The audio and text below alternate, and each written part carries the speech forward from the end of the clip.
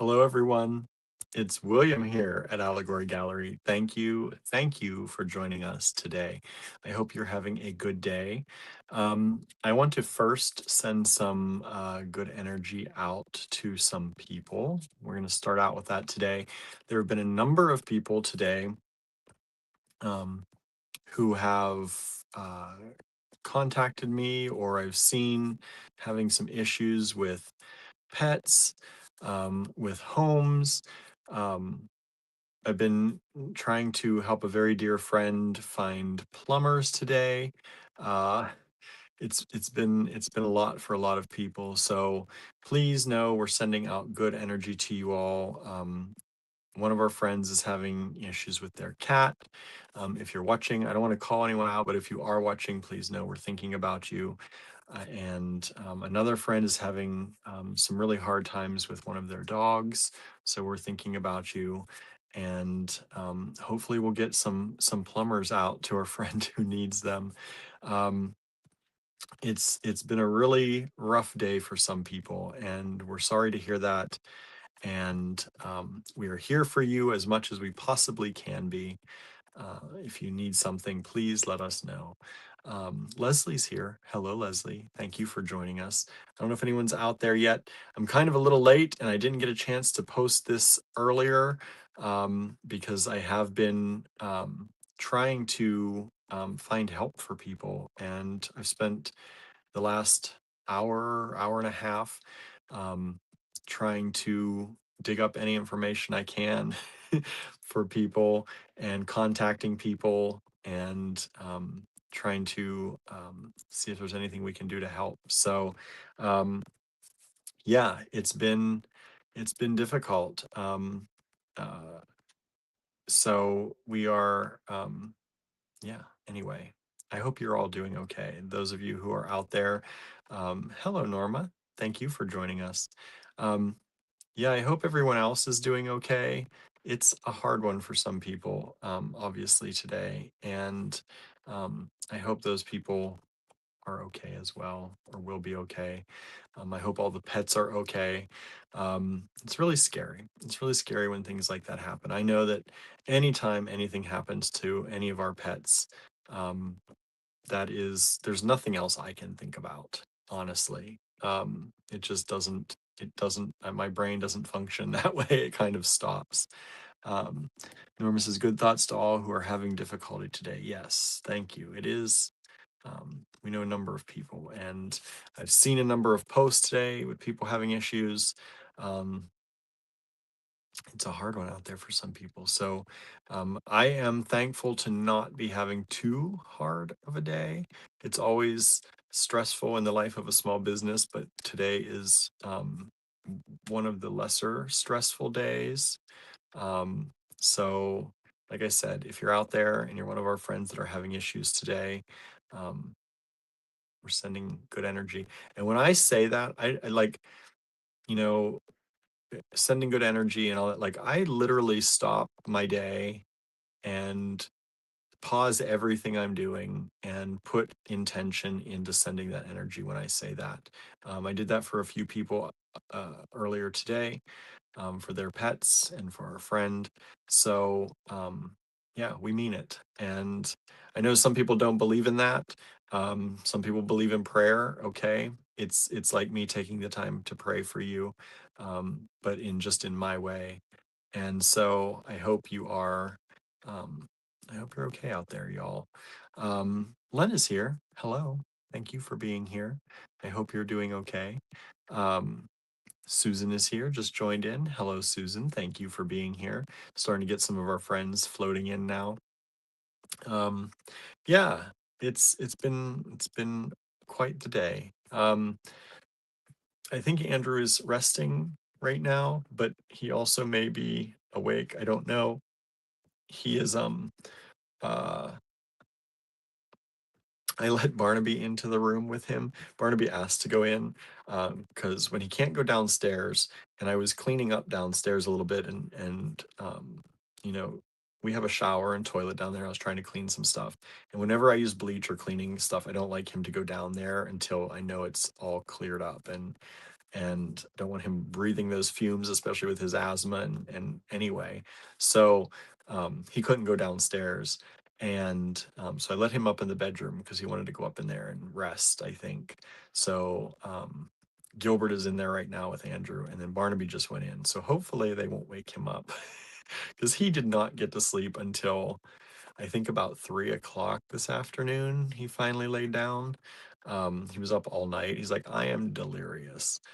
He was up all night working on things. He's been working on some new creations and some commissions that he has. So um, I think I just heard a door though, so I don't know if somebody wanted out, if that woke him up. So sorry, Andrew, if you're watching, and I thought they were going to rest in there with you. Um, but yeah, it's today. I spent the day. I sent out some emails today.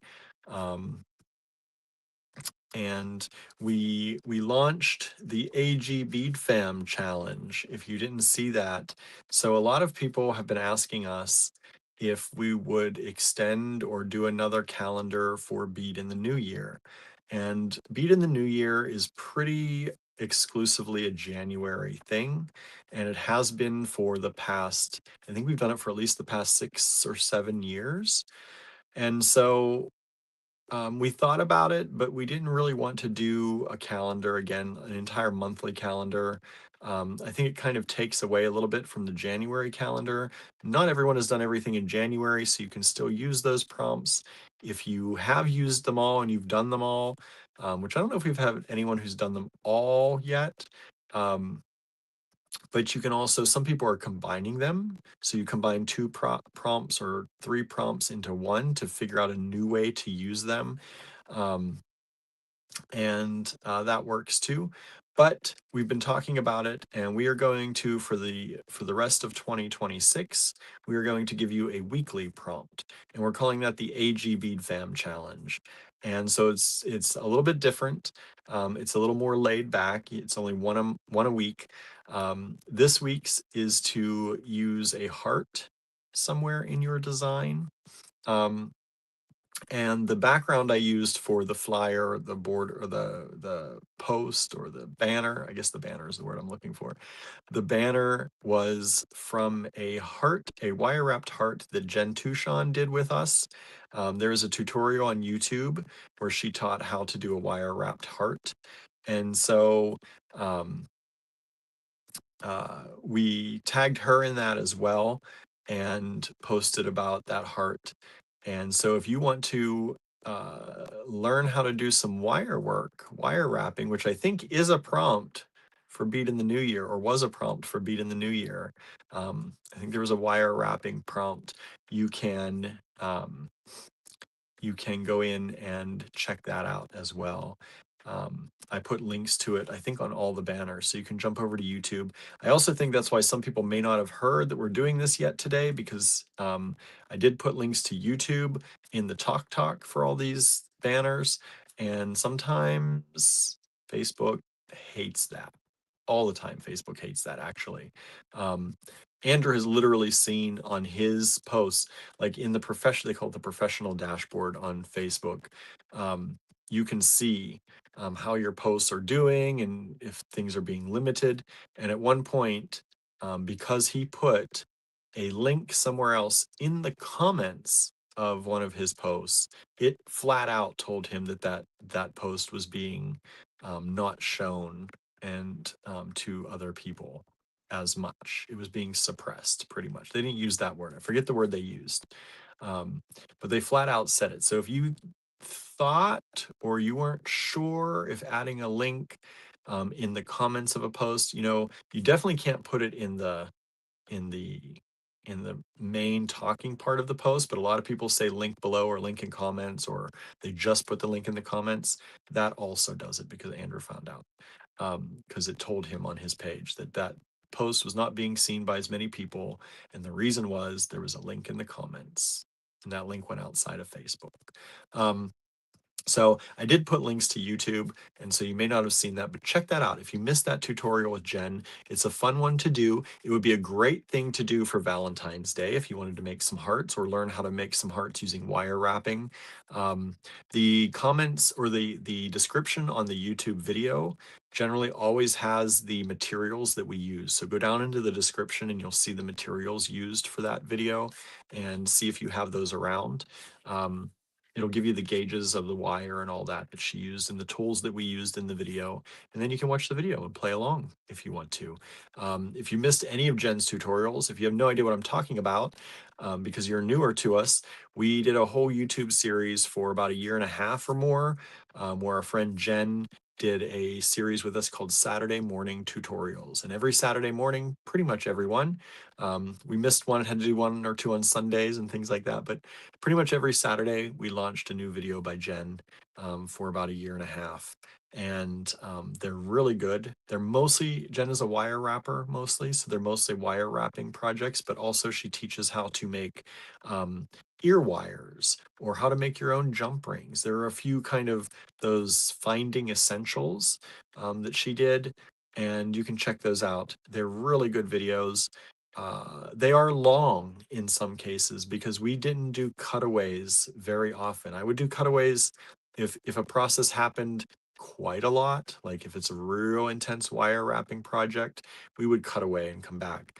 But if Jen is showing something, generally we would show it 2 or 3 times so that you don't have to rewind and say, oh, I need to watch that again, and then rewind, oh, I got to watch it again. You can just follow along with her and keep trying. And that's the way kind of, I hate to have to stop a video, rewind, watch again, stop a video, rewind, watch again, when that person in their project has to do it again anyway. Um, so that's what we tried to do. And you can find those on our YouTube channel under the playlist. If you check our playlist, there's a Saturday morning tutorial playlist, and all of her videos are under there. And it's really fun. And that's where that heart came from anyway. And that's what I use for the background for use a heart in your design. So if you want to make that heart by Jen and use it in your design, that'd be a really cool thing to do, I think. Let me check in. Nancy's here. Hello, Nancy, over on Facebook. Thank you so much for being here. We have a few people who have joined us. Um, um, let's see. Leslie says, "Can my 3 work designs be included?" What's that mean? Work does be included in in the in the challenge? In the let me know. I don't know what you mean. Kimberly says, "Hello, AG Beat Bam. Was deep in my data sets and lost track of time." Think a lot of people lost track of time today. We're just starting to get some people in here. I lost track of time today because I was trying to help some friends of ours. Um, as much as I can. You know, you always feel a little powerless when you know a good friend is having issues and there's not much you can do about it. Like our one friend is having plumbing issues. I know nothing about it, but what I can do is we have a pretty good network of people and we know tradespeople who might know really good plumbers. So I try to put out feelers and see if there's anything I could find for them. Um, and they are neighbors of ours. I offered them, if you need to wash up at our house and things like that. um so that I'm trying to do the best, but you still feel so powerless when you can't help someone. um and it's like can you just like let me win the lottery so that when that happens to a friend I can be like, don't worry about it, we'll just have it fixed tomorrow, like it'll be completely done, we'll call in the big guns, right? That's the kind of thing like you wish you could do. um but we do the best we can. And we send out the good energy and we try and help as much as we can. And I think that's all you can do, unfortunately, sometimes. And hopefully that's enough and you get some help. Um, let's see. Norma says that got me wondering where I put the heart I made from Jen's tutorial. I haven't seen it in a while. See, Norma did it. Norma did it. Just got to find it now, right? That happens to me a lot. When we take classes places, I often make things and then you would think I'd have a place to store everything like that I make, like samples and tutorials. I don't, not at all. I lose track of things too. Kimberly says, but good, but good news, all the data has been processed way ahead right now. Oh, that's awesome. It's nice to be, it feels good to be ahead. I never feel ahead. I would like to feel ahead once in a while. Um, let's see. Everybody's just saying hi, saying hi, saying hi. Leslie says in the challenge, possibly. I'd have to. We have to see. We have to talk. Um, um, yeah, we'll have to see. We're open to partnering up and doing stuff. We always are, if that's what you mean. But yeah, we can talk about stuff for sure. Um, let's see here. Yeah, everyone's just saying hi. Hi, everyone. Hope your day is going better um, than some today, and I hope those of you who are having a hard day it gets better soon. Um, let me check here. Let me check here. Okay. So that's what's going on. That's what's happening. Um, I'm trying to think. So we did that today. I did some emails about that today.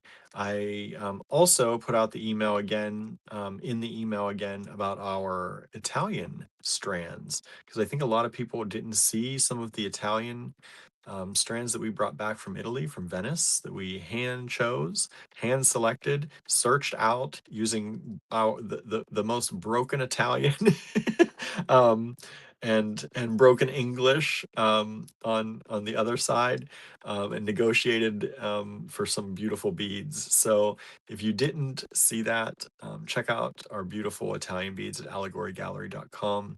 Um, they are under, I don't think they're anymore on the homepage, but if you go under our shop menu, they are hand-picked, I think hand-picked in Italy, if you look for that.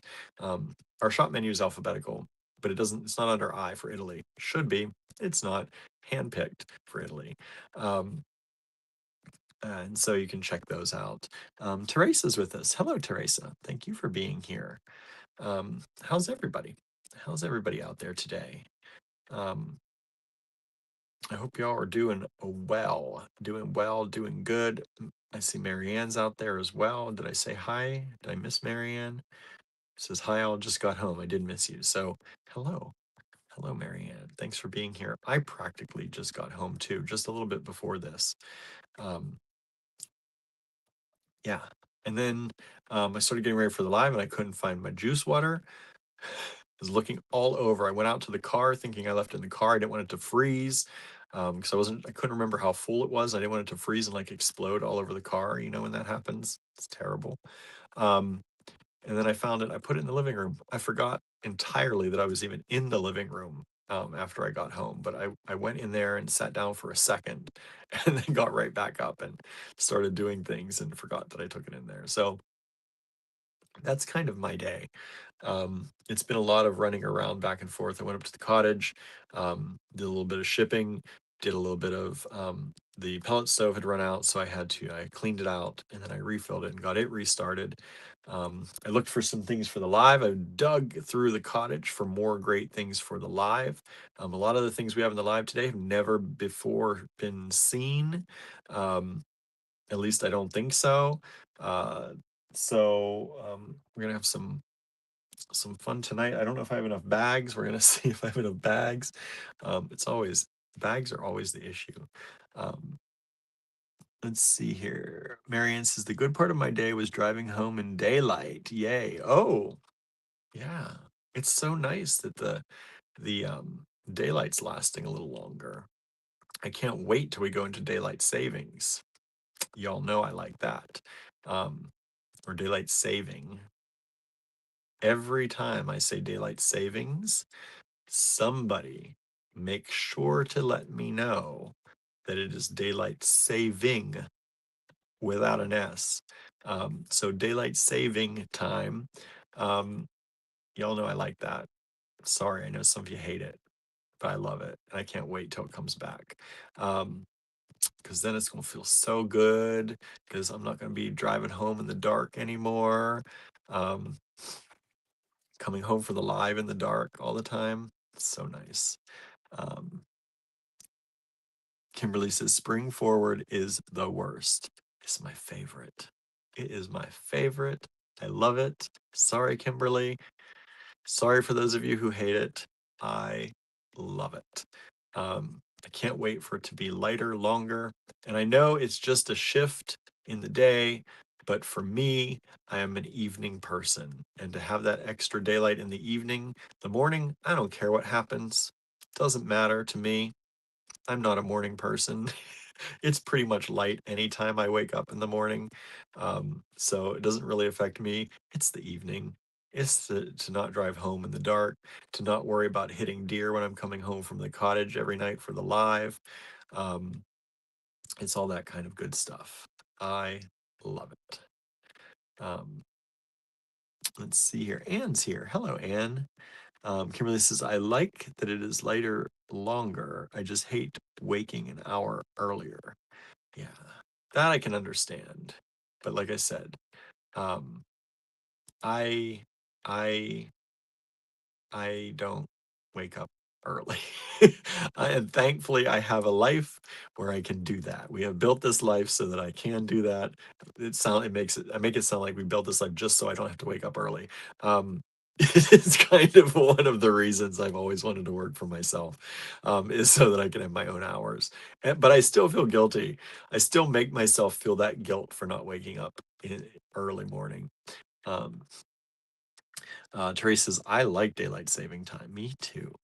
Anne says, the only thing that bothers me about the daylight saving time is it steals an hour of my weekend. It does steal that 1 hour, right? It takes that 1 hour away from us. For me, totally okay. Totally okay. I would rather it be light until 9 or 9:30 some days as we get into the summer instead of 8 or 8:30. I would rather that. I'll give up that hour for that. Um, but it is hard. The transitions are hard for people. Um, I do think they should pick one and just stick with it. Preferably, I would pick daylight saving time and just stick with it. But I know there's so much of a fight about that. Um, and some people are fighting for the wrong thing. They don't understand they're fighting for the wrong thing. They're like, I hate daylight saving time. And then they're like, I love having an extra hour in the evening. I'm like, you're being contradictory. Um, let's see here. Anybody else? Um, Marion says, but you do get it back in the fall. Yes. Right now we do. We do get it back in the fall. Um, Nancy says, when dealing with language differences, do you find you speak louder when trying to communicate? Any theories why we do that? I know I'm doing it, but it happens. I don't. At least I don't think I do. I don't recognize myself doing it. Um, and that's, I think, because I have studied so many languages. Um, and I kind of have talked with a lot of different people in different languages. So for me, um, I don't. I do see it happen a lot. People are like, I'm not deaf. I just don't speak your language. Um, and I think some of that is um, either frustration or intimidation or um, not being assured of oneself. Like if you are trying to speak another language or you're trying to get someone to understand, we all get frustrated. And I think that's where sometimes, like if you had to ask somebody 3 times about something, most people, their temper is going to get a little bit taxed, and they'll start becoming more loud about it. Um, I think it could be a lot of different things depending on the person. It does happen a lot. Um, I know it's a thing, um, but I think it come. I've thought about it some over the years. I think it does come down to um, just a frustration of not being able to be understood. Sometimes it's a frustration with not being able to know what you need to know to make yourself understood. Sometimes I think we're more angry at ourselves. Um, and not the other person. So that frustration, even if it's not at the other person, comes out as frustration for us. Um, and um, yeah, I would say it's probably generally those two things, at least in my experience, what I've seen. Some people are just mean. That's, some people are just, they think that by speaking louder, somebody's going to understand. Um, uh, and I don't know. What do y'all think? Have you had that experience where if you're talking to somebody and it's a different language, or there's a language barrier? Um, like when we were in Italy, we were talking in some Italian and talking in some English. And between them and the other languages I know, we made it through a lot of things. Sometimes we pulled out the translator apps, and thankfully we have those now, and we could use them, and they worked pretty well. But uh, but I find it, because we had the time. Um, I think that's also another thing. If you are in need of like directions, and you are late, or you are trying to get somewhere and you are trying to figure out what somebody is telling you and you're not understanding each other, the situation is stressful. We had time. We made sure we had time, and we were able to just sit and chat and talk to people and find our way through. Um, and no one got upset at us. We didn't get upset at anyone else. Um, Nancy says, I don't want to. I'm working on it. Yeah, it happens. It's a thing.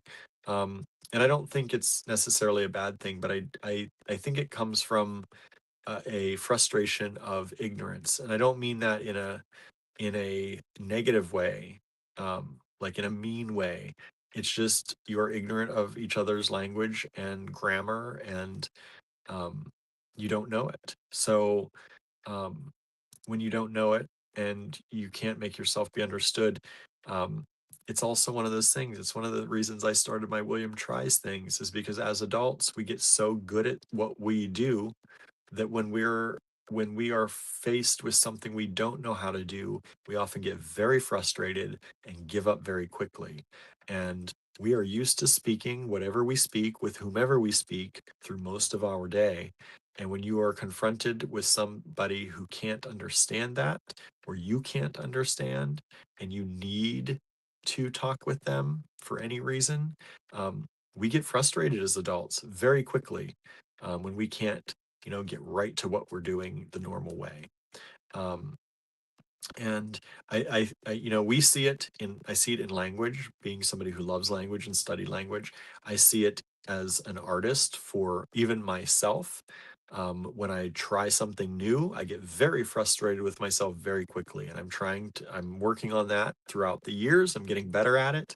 But I see so many people that just say, well, I tried that, I couldn't do it. Well, you tried it for how long, right? It doesn't mean you can't do it. It just means that you haven't practiced it, right? Of course, you can't do it right away. How many things in the world have we been able to do the very first time we've ever tried? Probably not many, unless you already had a skill that crossed over, but then you had the skill that crossed over. When you're trying something brand new, most people are not going to get it perfect.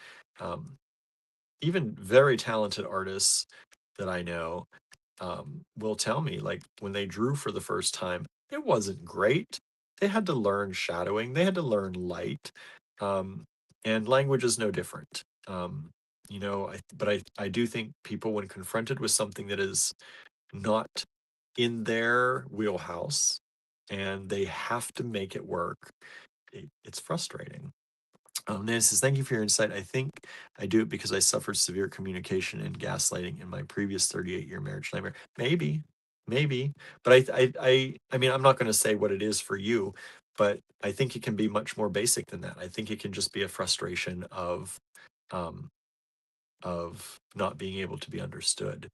Um, and it could be that. It could add to it probably, but not everyone suffers from that, thankfully. I'm sorry you did, but not everyone does, and a lot of people still have the same issue. So I think there's a baser issue to that, um, and yeah, could be making it worse though. let's see here. Um, but let's see. Len says, I hate it, but I have DSPD. I don't know what that is. I don't know what that is. Norma says, but during standard time, no, daylight saving time, you are getting up an hour earlier. Yeah, I am. You mean you're always getting up an hour earlier, right? Um, what was 7 is now 8, right? Or what was 8 is now 9. So you are getting up an hour earlier. I'm getting up an hour earlier, but it doesn't. For me, I'm still getting up at a certain time. I'm still going to bed at a certain time. After that first day or two, once it doesn't take my rhythm usually very long. As I'm getting older, it is taking sometimes a little longer. I used to be able to jump right into, when there was a time change, it took me a day or if that, to even to acclimate to it. Um, there is a little bit of a difference now, I think, but once I acclimate, I'm still getting up at the same time. I'm just getting more light in the evening, and I like that. Um, I'm not driving home in the dark, and so it's whenever I get up in the daylight, no matter what. I do not wake up if it's not daylight. I just that's my schedule. So for me, it doesn't matter what time it's daylight. It's fine, as long as I get the same number of hours I need, my 7, 8, 9 hours of sleep. I'm happy, and I'll take the nighttime daylight, or the evening daylight for sure. Marion says, but I would be happy to have permanent daylight saving time. Yeah, me too. Me too. Um, Len says Google Translate for Pashto is terrible. WhatsApp is awful too. What language is that for? I don't know. I don't know that one. I don't know. I know it's not great for all languages. Um, it's it's very good for many common European languages, but there are still things that Translate doesn't get. It's getting better at being programmed, um, but from Afghanistan. Okay, yeah, yeah. I mean, probably obviously it's not one that a lot of people are inputting into.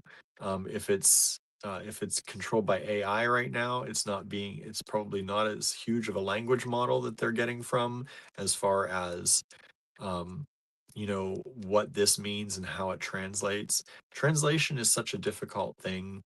It's not ever a one to. I mean, in some cases it's one to one, but um, there are a lot of innuendos. There are a lot of subtexts in things. You can't just take the same word all the time and translate it to something else. And unless there are a lot of large language models for it, or somebody has taken the time to really program it, um, it's not going to be. It's only as good as we can program it, or as much as it can learn. And it needs a lot of activity between the two languages to learn, and a lot of correction. Um, but the nice thing about it is that it can get you there. Um, a lot of our translation that we used the translator for was not full sentences. It was looking up a word. We could get by with the broken English, broken Italian that we had in a lot of cases. You can learn, like we learned for about a year before we left. We started our Italian, and you can learn a lot of general grammar and basic sentences. And once you have that, you're just filling in with some key vocabulary that sometimes you're lacking. And so between that, we were able to get by. And I think it's a very good resource um, for that if you are using language models that have been used a lot, or if you're just looking up vocabulary. It's like a dictionary. You can carry a translation dictionary around. You could carry one of those around if you wanted to, but instead it's in your pocket and always available. Um, Mary says the change is why one time would be best. I agree. I agree. Um, Marianne says, I asked Google to translate you're welcome into French and got 5 different variations. There probably are at least 5 different variations. That's why, right? Um, you know, there are many different ways in French to say you're welcome. And, French has a very different kind of formality system, whether you are, tutoing someone or not. Um, how formal you need to be. So it makes perfect sense why you would get, to me, why you would get at least 5 different variations. It's not great at knowing, when you use those translation apps and things, it doesn't always tell you um, which one you should be using in this context, right? You can't say, I need to use this in a formal context. This person is at this level. It's just going to give you back whatever first one it spits out to you. Um, and if you don't know anything about French, if you're going in cold turkey, not cold turkey, if you're going in cold, then you don't know which one to use. And you could insult someone because you could definitely insult someone in French or in France by using um, the wrong casual versus formal form of things.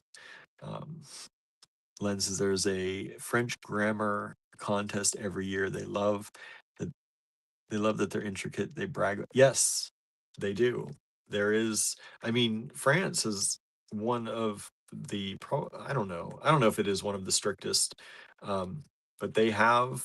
I forget what it's called, but they have a center of language and that monitors and keeps their language working a certain way. And yes, they do have contests where even French. Most people here in the US that I know do not speak English 100% correctly, right? We could have the same kind of contest. We don't care so much. The French do. They are very proud of their language and the way they have kept their language um, a certain way over the years. And they do have contests for people who want to take part, and whether it's someone from outside or someone from inside France. But to who thinks they can be the most grammatically perfect according to their rules of language. Um, and so it is it's a thing. It is a thing. And sorry, my plug is coming out of the wall here. Um, yeah, different. And you know translation is never, I'm not going to say never, but right now, translation apps and translation AI is never going to encapsulate all of that perfection or all of that necessity. Um, but they can work to find you a word when you don't want to carry around a dictionary, um, or you need a phrase translated. It's helpful. Suzanne is here. Oh, good. I was wondering. I was hoping you'd come on. Says, hello, everyone. Test went well, but no red yet. Thanks for all the positive vibes. Oh, no results yet. Thanks for all the positive vibes. I'm glad it went well. I hope the results are positive, or I hope the results are good. Let's say that. I don't know, positive or negative, but I hope the results are good. I always hate that, things being positive in medical stuff is not always a positive thing. So let's say I hope the results are good for you. Um, Teresa says, when I went to Paris, it was more formal French, and in Nice, it was more casual French. Yeah, it is different. Parisians are, in my um, experience as well, which was short-lived experience in Paris, but it is much more formal, um, and they are not afraid to speak English to you if your French is not up to par. I will say that. I spent a good bit of time in the South only speaking French. People in the South where I was, small town, it's kind of like in Italy, they did not speak much English then. And now this was back in 2002, 2002, 2001, 2002, somewhere in there. Um, and like even the young people in like working in the supermarket jobs and things like that barely spoke any English. Most of them did not. And so I had a pretty good, like my French language level increased dramatically because I was speaking anytime I was speaking in French. The family I stayed with did not speak English. Um, so I got pretty good at it to the point where I was amazing some of my uh, classmates. Some of my classmates spoke French. They took French classes, but they already spoke French. They had French parents. Um, and when I came back from France, they were a little bit stunned because they didn't know I had gone and they didn't know what I did over summer. And I came back and I gave a presentation and I could tell like jaws were dropping. The difference in my French just from being there over the summer. And but when I went to Paris, I could hardly get a single person to speak to me in French. Um, they didn't mind that I tried. They were not rude to me. They did not correct me. Like sometimes they will correct you, and it is not meant to be a mean thing. It's just meant to tell you they're very blatant about it. It's very, and this is stereotyping, but it's also a truth in a lot of ways.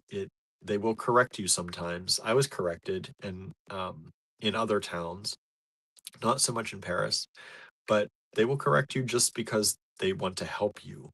They want to make you better, and they think that you should be corrected. Um, but they were not mean and but I could not get them to speak to me in anything but English. And that's just because for them it was better to listen and to speak in English than to listen to my French, I guess. So they are much more formal there. But in the South, not many people spoke English where I was. So they were happy that I tried, and we got along really well.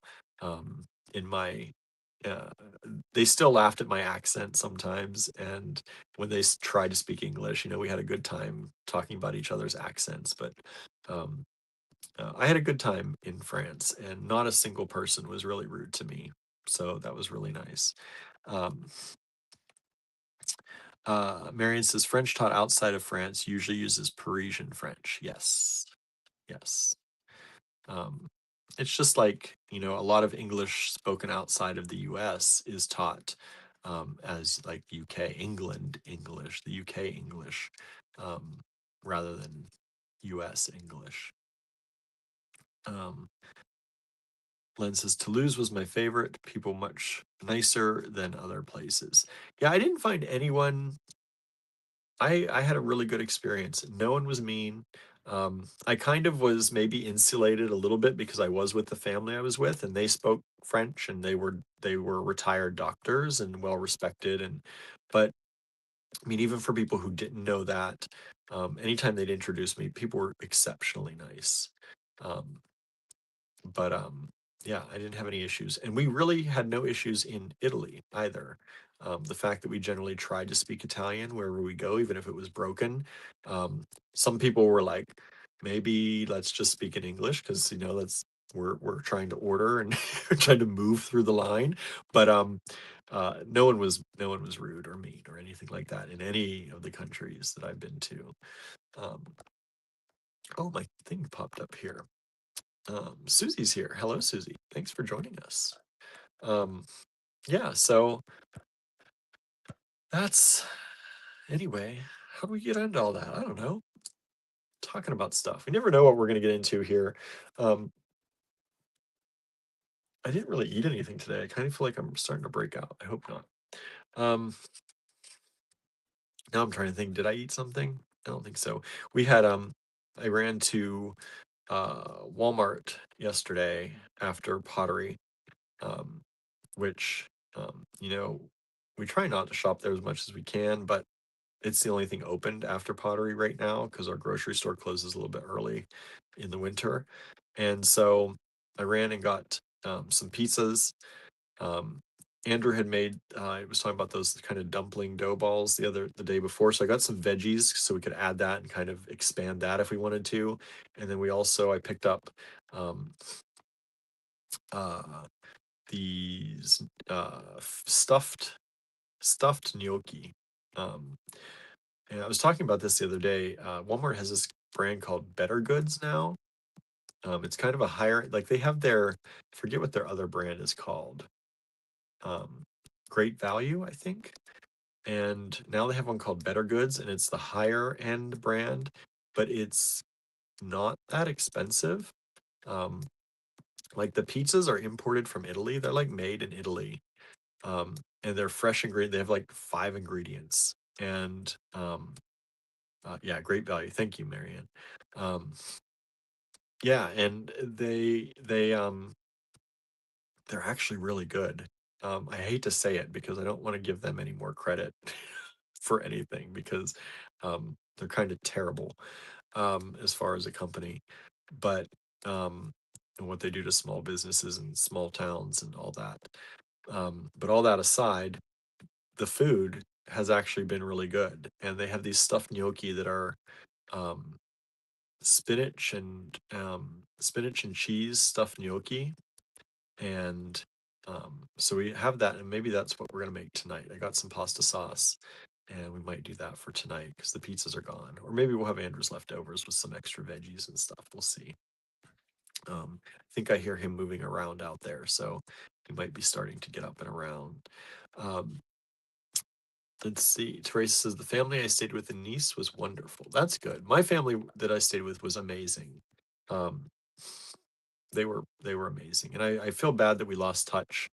Um, but um, I will never forget the experience I had with them and how nice they were and the thing, the opportunity that they provided me with. Um, and yeah, yeah. Let's see. Teresa's I made handmade vegetable hand pie. Vegetable hand pie. That sounds good. Sounds very good. Um, yeah, I think maybe we'll have the gnocchi tonight. I don't know. It depends if I'm cooking or Andrew's cooking. If I'm cooking, it's probably gonna be the gnocchi because that's easy for me to do. If he's cooking something, then it'll be whatever he chooses to do.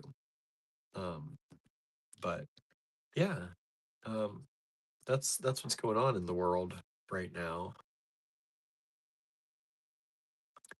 Um, let's see here. Sorry, I'm just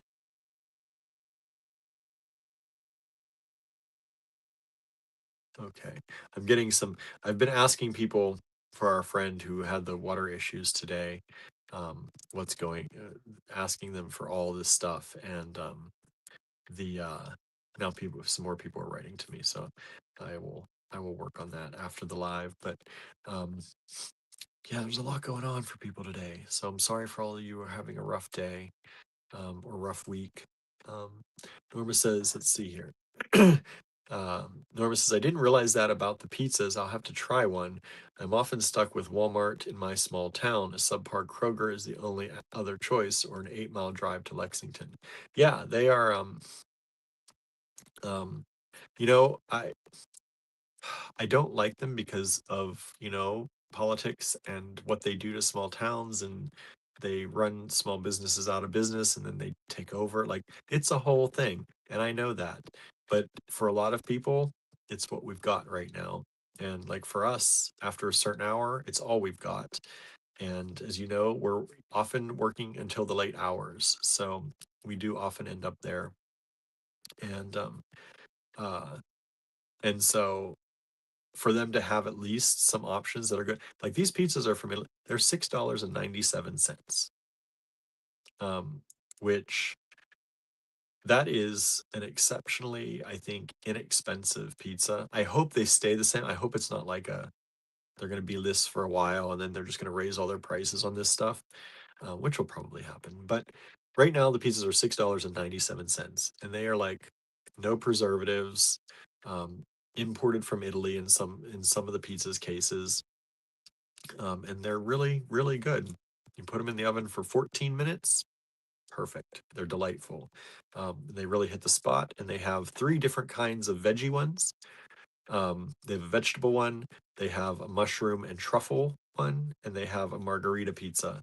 And then they also have some with meat, but I don't know what they have. And I just saw that they have the gnocchi. They have like 3 or 4 different kinds of gnocchi, stuffed gnocchi. So we're gonna try that and see if that works. So definitely, Norma, if you see that, um, and I did verify it is their brand. It is one of their brands. I was hoping it was somebody else that they were stocking, but it is one of their brands. But um, yeah, it is what it is, right? In some cases.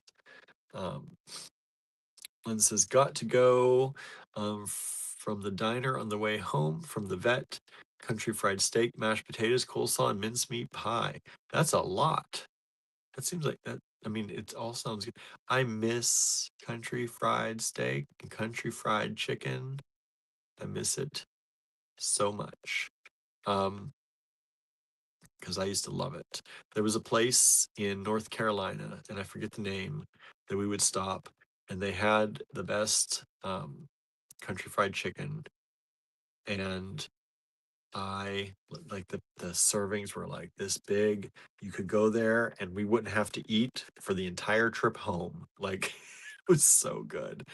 Um, and I love coleslaw, and I love mashed potatoes. Mincemeat pie, I don't know if I've ever had a mincemeat pie, to be 100% honest with you, so I can't say anything about that.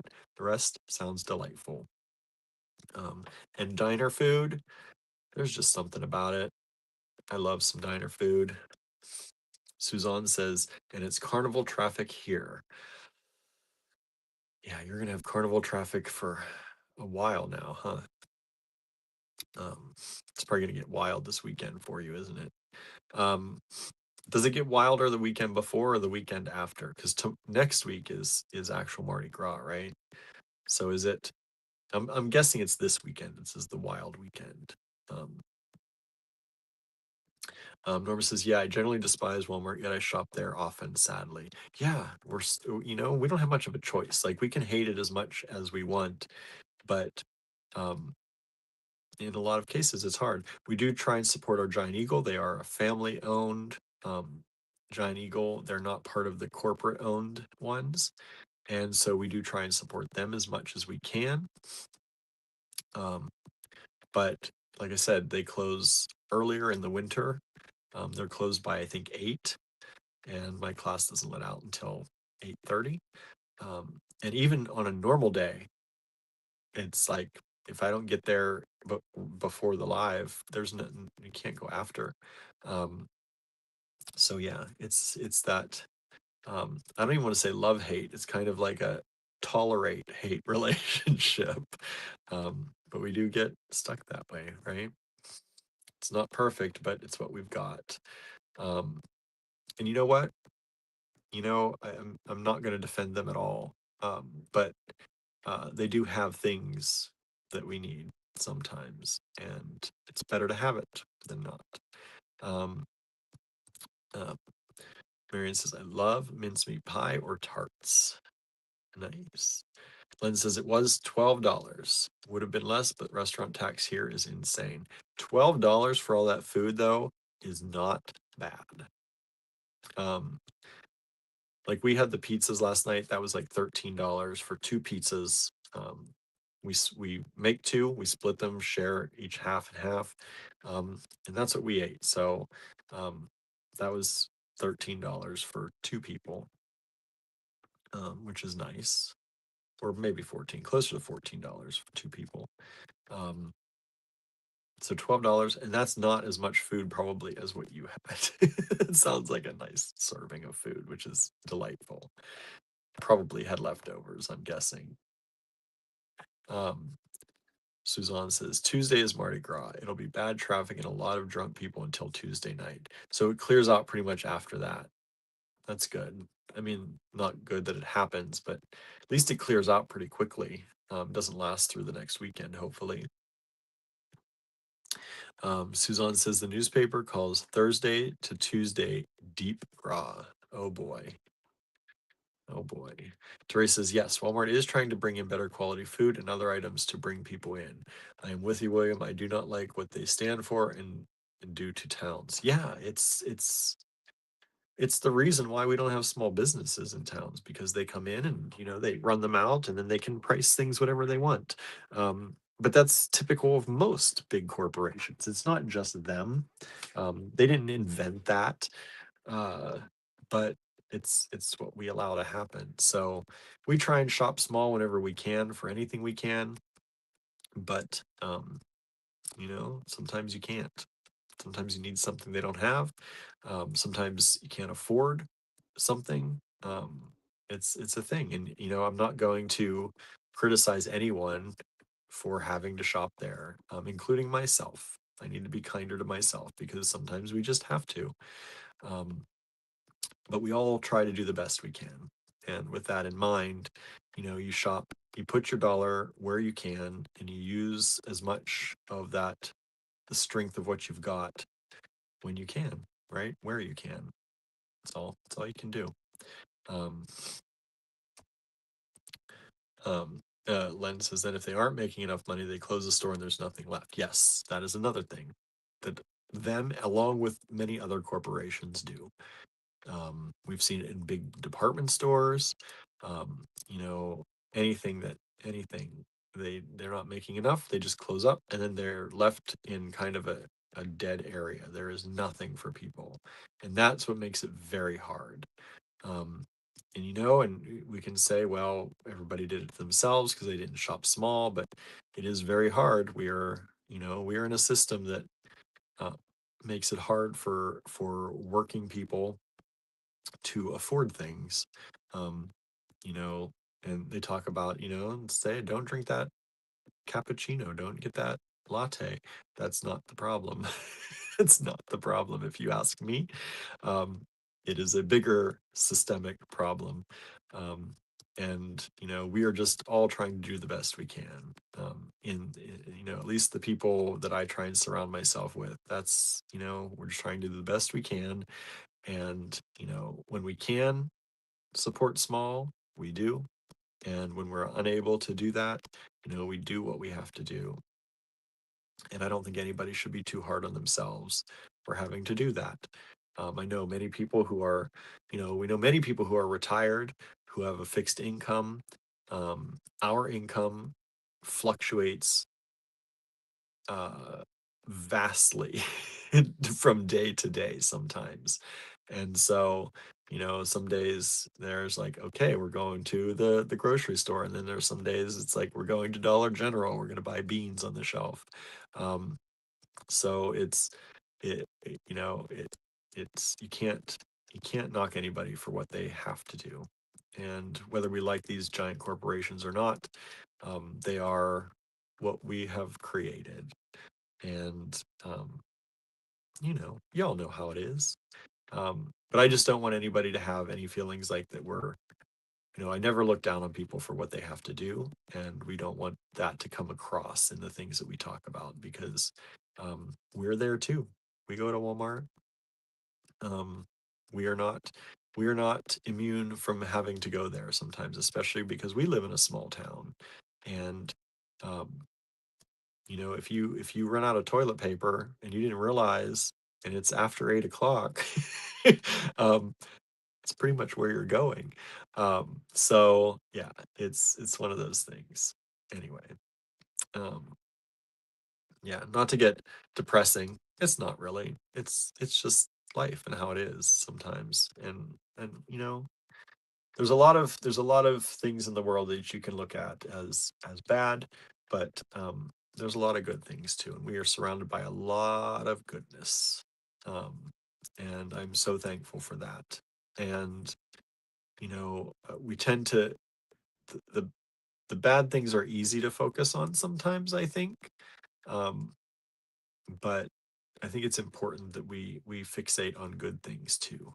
Um, there's less drama in the good things, which I don't know why we like the drama. I don't know what that does. I don't know what chemical it releases, um, or why it feels like it sometimes it feels better to be angry, not better, but like that it's just yeah, it's a chemical thing in our brain probably. And I don't know what that is, but I'm trying to I'm trying to look at things in different ways now. And I was talking about a little bit yesterday, this person I watch on YouTube, called Pearl Lee. I think it's Pearl, Pearlieee.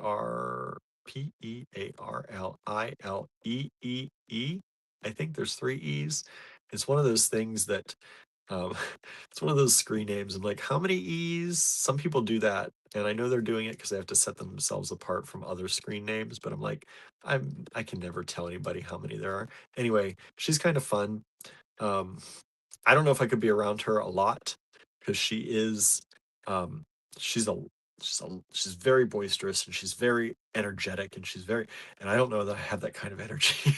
I wish I aspire to that someday, um, but she, was talking about a lot of things um, and one of the things was just like, just appreciate everything. Just look at something and just be in wonder of how it's even there. Like, whatever it is, it's a miracle that it's there. Like, just like, I'm looking at a lamp here, like somebody built that. All these kind of materials came together to make this a plastic light.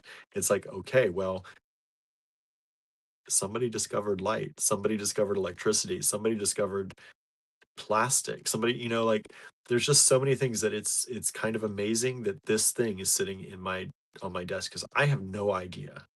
I could not build that from scratch, right? Um, and you look out and you see plants and animals, and it's just kind of amazing. Like, we get used to seeing deer around here, and we had a deer in the yard last night, and a bunny in the yard, and we get used to seeing those things. But when you really look at animals, like really look at them, like, they're wild.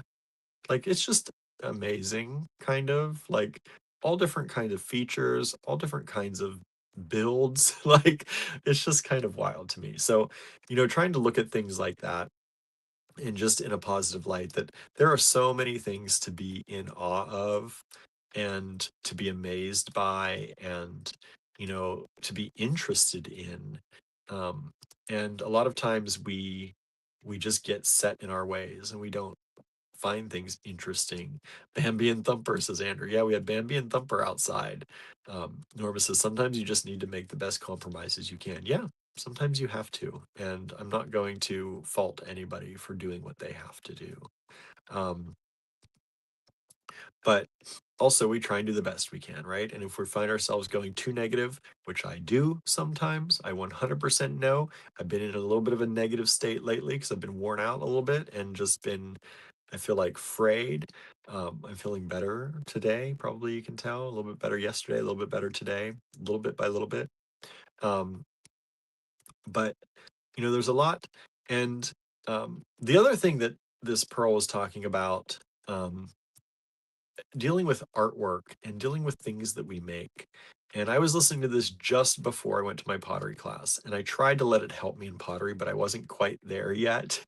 Um, but I think she was studying Basquiat, and she was watching a documentary on Basquiat, and I think there was something in there. And Andrew can correct me since he's here in the comments now if I'm wrong, but I think that's who it was. And she was talking about how he was talking about how to, you know, fail badly at things and to just do your worst, like make art, do your worst, and then keep going. Do it fast.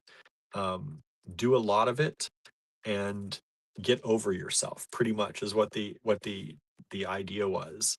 And because I had to go in and make pendants in my pottery class, and I keep talking about how I'm not an illustrator, I'm not a painter, and I'm trying to do these little critters or these little flowers, and it takes me so long to sit down and think about what I'm gonna do and to put the paintbrush onto the pendant, like to actually do it. And I torture myself in my brain about what am I going to do and how am I'm going to put it here, am I going to put it there? And I was trying to get out of that. And it inspired me just not, I wasn't there yet. I still had a hard time in the class, but I had a fun time, but I had a hard time. Um, but she also was talking about how um, how we are hard on ourselves because we know ourselves so well. So um, you may do something like you better than anyone generally, right? You know your abilities, you know what you're able to do, what you're not able to do, you know how well you're able to do things, and you become that becomes your average, right? What you can do becomes your average. So when you do something, you no longer look at it as good necessarily, right? Unless you are far exceeding what your average normally is. But anytime you make something, you are looking at it pretty much as it's okay. It's my average. But your average to a lot of people may be way above average. And she was talking about the power of kind of statistics on that. And, I don't know that I agree with it so much, but she was talking about make the thing that you make, and then put it out into the world. And then if you want, and this is kind of, I agree with it, if you want to gather statistics on it. She said if 100 people see something you made and 61% of them or 61 people say something about it, that's data. That is, and you don't have to believe people, right? Um, if people are telling you bad things about the stuff you do, hopefully they don't. Hopefully you're surrounded by nicer people, but um, you got to take it with a grain of salt too. But if over half of them are saying something and they're saying it's delightful, then you need to give yourself credit for that, right? Um, Even if you think it's just normal or just average. And I think that was a very interesting concept because I hadn't heard it explained that same way. Um, and she had a word for it, um, but it's pretty much that we get so used to ourselves and what we are able to do that when we do something, we have we have taken the no, I don't want to say the joy out of it, but we have taken the ability to see it as special out of it. Um, and so I thought that was really interesting. I don't know. What do y'all think? Does that resonate with anybody out there? When you make things, do you just feel like they're okay, and then people see them and it's like that's great, and you're like it's okay. I know a lot of people like that. um, so I don't know. I don't know if it resonates with anyone else or if I'm just talking just to talk. Nobody's saying anything. So I don't know. But hopefully the things I say resonate or affect you. But if you want to look her up, I think it's Pearlieee on YouTube. She's a little bit out there.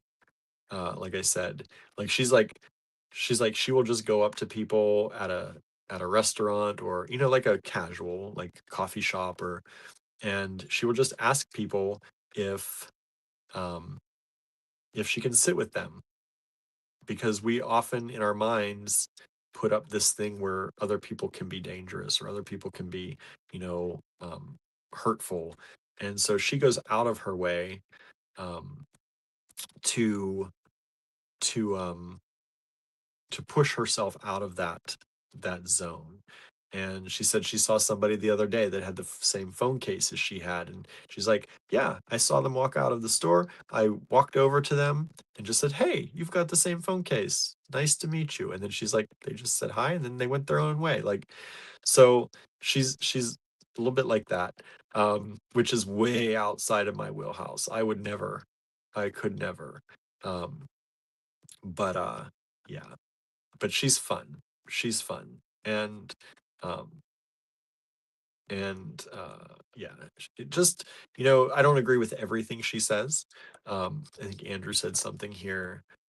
Said I think having external validation can be really dangerous. Yeah, and that's why I don't always agree with like what she said as far as putting it out there and validating it. Like I think you should put it out there to put it out there, but I can also see where it can be helpful for people because if you are really just seeing yourself as average, you might be surprised that you are not average, right? So there are pluses and minuses to that. I don't think you should seek it for validation, but I think you should, um, in a lot of ways, um, take it, like I said, with a grain of salt, because you don't want to have to feel like you need to validate yourself for anything, right? You should feel free to create and do what you want because you enjoy doing it.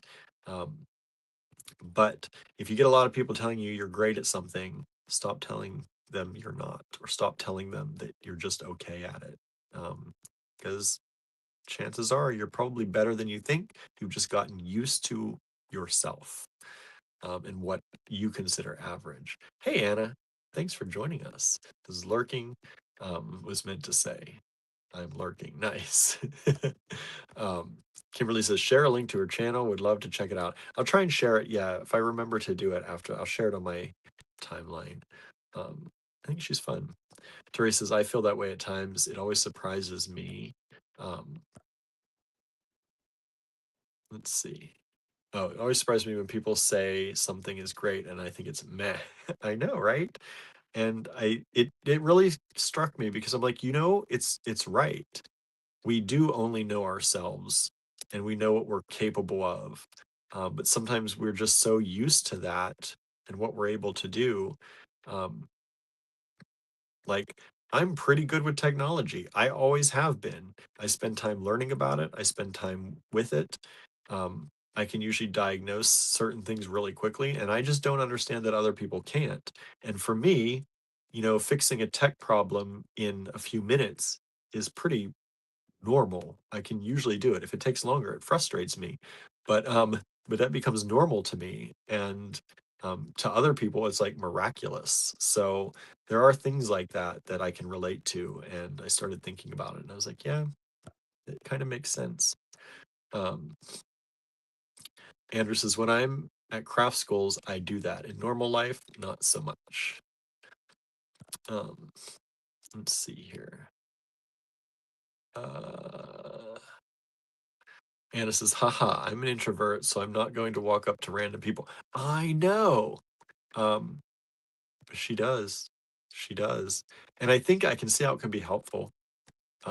Because it's just like being rejected for things. And I think when people, even when people first start dating and they're worried about rejection and all that, like, we worry about rejection probably a lot more than we are ever rejected. In at least some people, I have that issue sometimes. And getting over that, the only way to get over that is to prove it wrong, right? And hopefully not prove it right. But then you're right. But no, I mean, and the only way to prove that wrong is to go through the process, right? I am an introvert generally. Um, I'm a slightly extroverted introvert, is what I consider myself. I can be extroverted sometimes in the right circumstance, but I am mainly an introvert. Um, and going up to random people is like one of my worst fears. My in high school, my senior year English teacher, she was also, I forget what class it was. Um, it was like a special writing, poetry writing class that, um, was a higher level class, and you had to opt into it.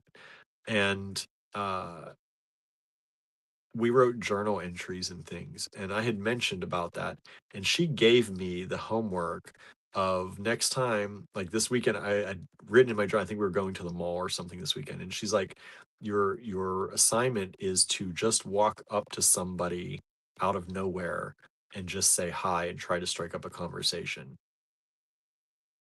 Did I do that? No, I was frozen. Like, there was no way. Um, and it overrode, like, I was an academic person. That fear overrode the fear of getting a bad grade. Thankfully she didn't take it into the grading system for that for me. She knew how hard that was, and she was like, okay. But um yeah, it was, for me, that's a hard thing. It still is. Now you come into our store, I will talk your ear off about things and ask you questions, but just to walk up to somebody, it's easier now in certain circumstances. Still not easy. Still not easy. Still not something I choose to do out of. But if I did do it every once in a while, maybe it would be easier and become easier. Um, Anna says, "LOL, Teresa. I often feel that way." Marion says, "But I already know I am above average." See, good. That's good. You don't need that. You don't need any of that advice. You figured it out. Um, Andrew says, "I do believe there is something great about creating accountability partners and having a safe space to receive feedback." Absolutely. That's why we've got a great design challenges group, right? You're always safe. You got a safe space to get positive feedback, or even negative feedback, but not in a negative way, right? Um, that's what I like about our community. Um, Andrew says, "I do think it's good to get out of your own way." Yes, it definitely is. Len says, "Not lurking for once." Nice. Anna says, "You're awesome, Marianne." Anna says, "LOL, Len, lurking is okay." Marianne says, "Why, thank you, Anna." Um, Marianne says, "I agree, lurking is a valid action, right?" Um, Anna says, "I hate answering the phone. Caller ID was a godsend." I don't answer if I don't know. And even if I do know on caller ID, I will usually wait and unless it's like somebody close to me that I know. But if it's like a business or a thing, I will wait and see if they leave a voicemail about what it's about so I can prepare my brain to talk about that. And then I'll call back if I need to. Um, or if I can see what they needed and then go do that in the online portal, then that's a thing. Um, Norma says, "Anna, I am okay answering, but I hate calling people, even family and close friends. Texting was a godsend for me." I'm that way too. I don't like to pick up the phone and talk. I always tell people, you will generally hear from me. There are two ways: by text or email or in person. I will go in person before I will call someone on the phone. Um, and it probably drives Andrew crazy a little bit, but I hate picking up the phone to make appointments, to do things like I need to reschedule my hair appointment. Did I call today to make one? No, because I hate phones. I should have gone down in person, but I had to go up to the cottage and do things. So until I can get down there in person again, um, it's not gonna the appointment's not gonna happen. So I need to get down there in person. I hate phones. It's I don't know why. It's not. I was forced to be a phone salesperson for a long time, and I think that's part of it because you had to answer the phone and you never knew how irate the customer might be on the other end. And even, when I'm in control of picking up the phone and calling someone, like Norma said, even when it's friends and family, it's still, I don't know. I also had some friends that when I talked to them on the phone, they didn't get when the conversation needed to be over. Like I could say so many things to try and end the conversation, and it never happened. Um, Andrew's family got it right though. They they use the got to go to the bathroom. That's the end. That's when the signal is there. Gotta go. And I should have used that one more often. Um, Leslie said, "I had to get used to the fact that I have a friendly face. People always approach me."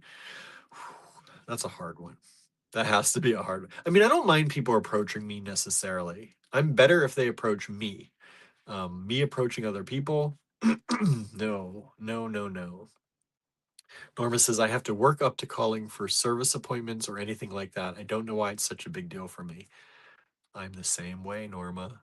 I am the same way. If I have to make a phone call, it can take days for me to to really, amp myself up enough to do that. Um,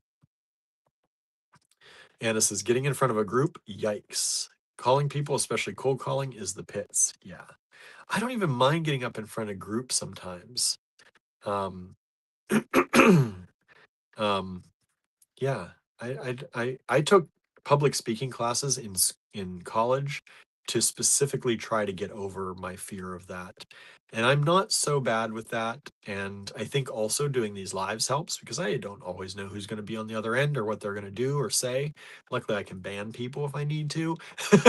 But it is it's not it's not so bad for me. I don't mind it.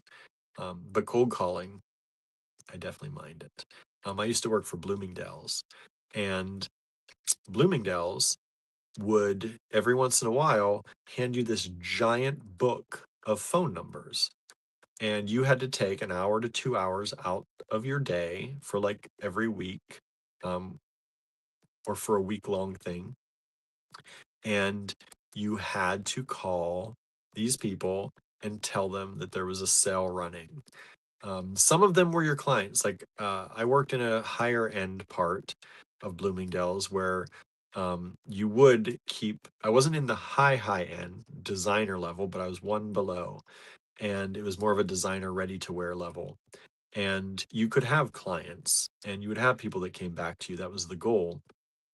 But so some of the people I called, I knew, and that was fine. And I knew what they wanted.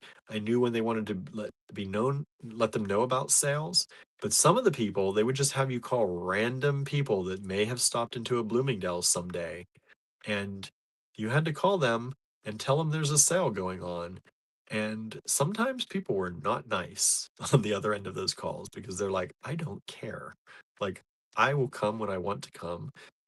Some of them, people who have tons of money anyway, they don't care if there's a sale going on. You're wasting their time just by calling them. It was that kind of thing. It was in New York. So it was one of those things, and I hated that. I hated those days or those weeks when we had to do that. Sorry, I had to change my. I'm talking too long. I'm already at 9 o'clock. Um, let's see. Andrew says there isn't really any negative feedback if it's constructive. Um, yeah, I guess so.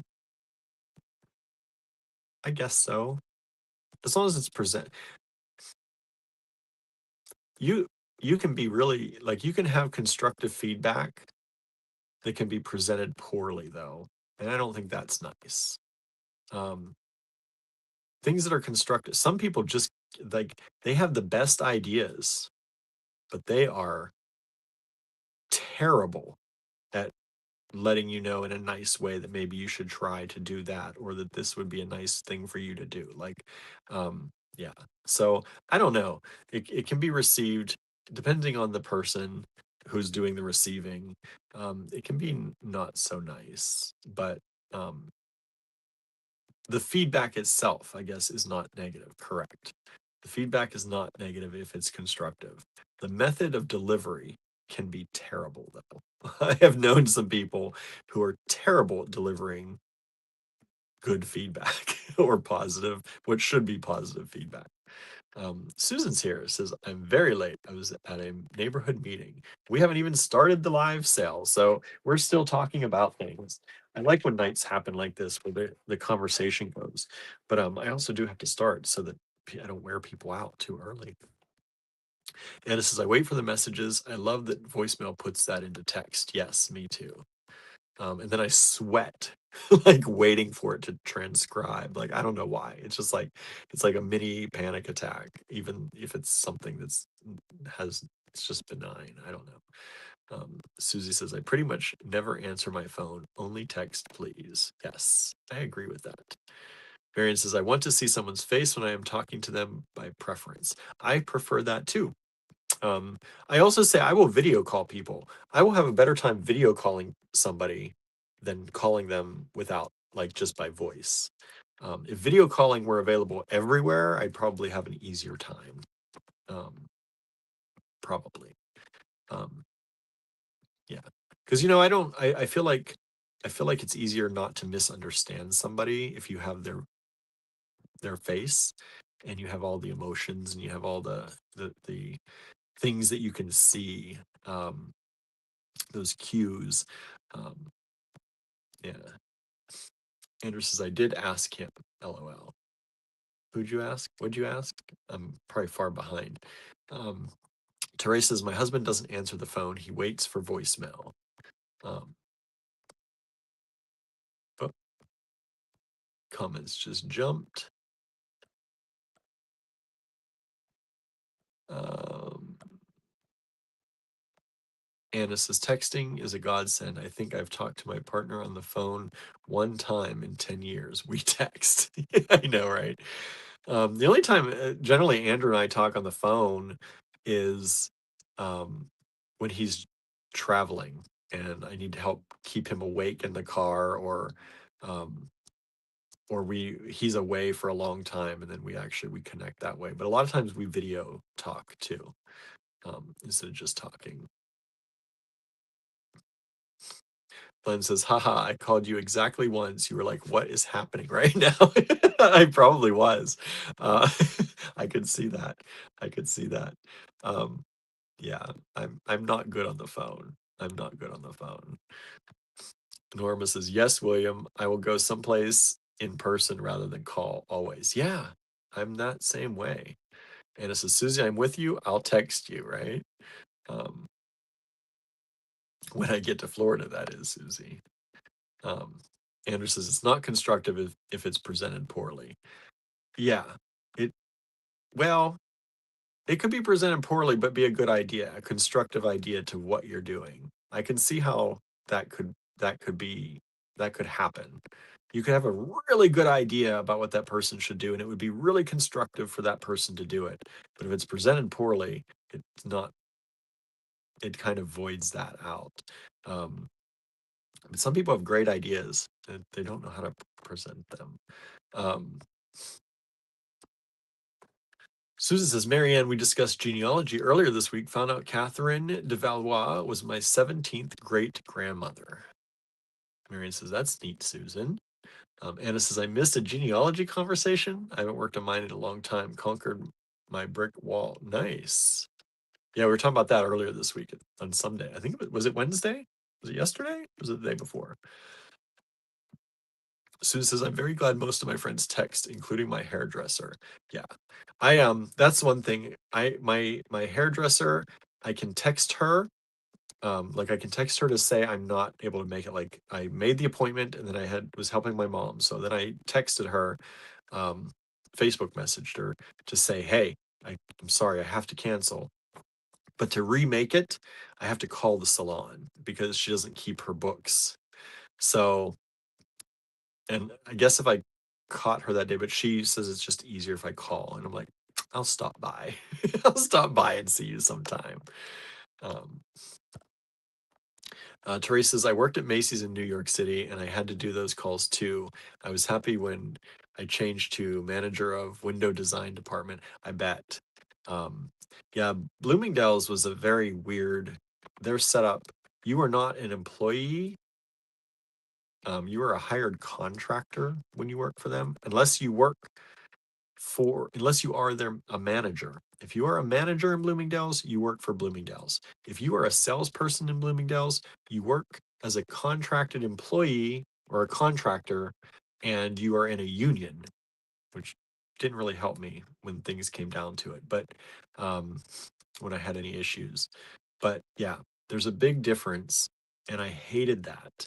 Um, because you were treated as not an employee. Like you think employees sometimes in places aren't treated great, but just work for a place where you are just a hired contractor, where they like even the management didn't take a lot of people seriously because they didn't have to. Um, so it was good at the beginning of that job, and then the more you learned and the more you got into it, it was not so great, because you found out there was very little support for you. Um, that was my experience. It may not be the same now, but that's when it was. And you still had to do everything you were told to do by them, by their management, but you didn't have the same resources as their management to back you up or to. So I saw a lot of good people kind of have a lot of issues there. And I know that it's all owned now. Macy's and Bloomingdale's are at least they were owned by Federated, which is all one blanket thing now. Um, anyway,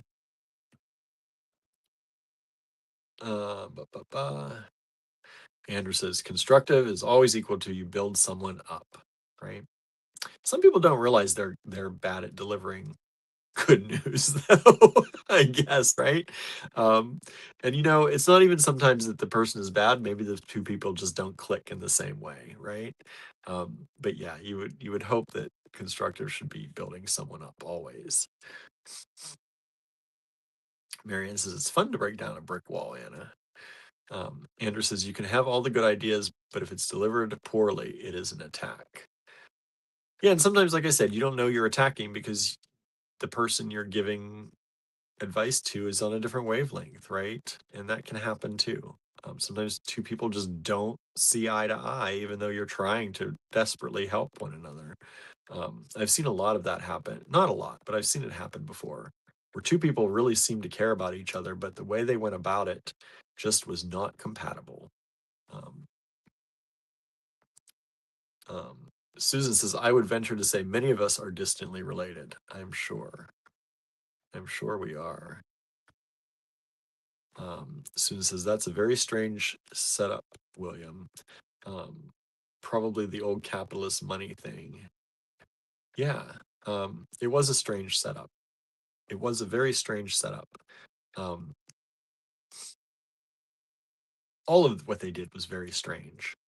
Um, you, when you worked there, if you got hired or contracted, you could set your own pay rate, um, within reason, but you could pretty much set your pay rate to be whatever you wanted. Um, and then you just had to make that in commission. They would pay you, and then you would have to make that in commission, or you would fall behind and you would be indebted to the company. Um, it was a very strange system. You instead of just making what you made on commission, you would tell them, I want to make this amount. They're like, okay, you can have, we will pay you this amount, but you have to make that up in commission. Um, and then if you don't, you fall behind, and we'll keep paying you this amount, and you'll keep falling behind until there's a talk to be had. Um, and uh, and some people are fine with that. It worked for me, for the most part. But also, there were certain return like they had a very open return policy, and I will never forget too. We worked in a department, and I won't name the name, but we worked in a department that also not only was there Bloomingdale managers, but there were department heads from the company that was being sold there. So we would have two different managers. We would have managers from Bloomingdale's, we would have a manager from the company we worked for. And if those two, like, generally, the manager from the company you worked for, or the brand you worked for, didn't want their stuff returned, right? And they also wanted their people who were selling things to do well if they were good sellers. But because there was often a lot of fighting between the Bloomingdale's managers and the brand managers because of return policies, and it would dock your commission. So if somebody made a return, it would take away your commission again. So in my experience, what ended up happening, we were the biggest store, and um, I would sell things in that store. And because we were the biggest, we had the best selection.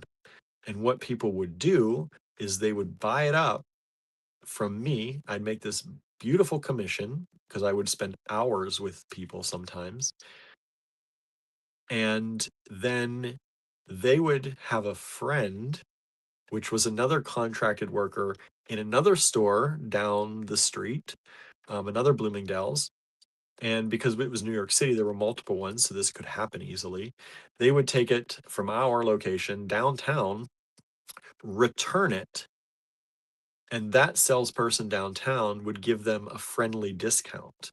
We weren't supposed to do that, but they're like, oh, you're a good customer, I'll give you a secret discount. And so they would give them 10 or 15% off of the price I gave them. So immediately my commission was returned to me. I didn't get the commission anymore. It was taken back from me.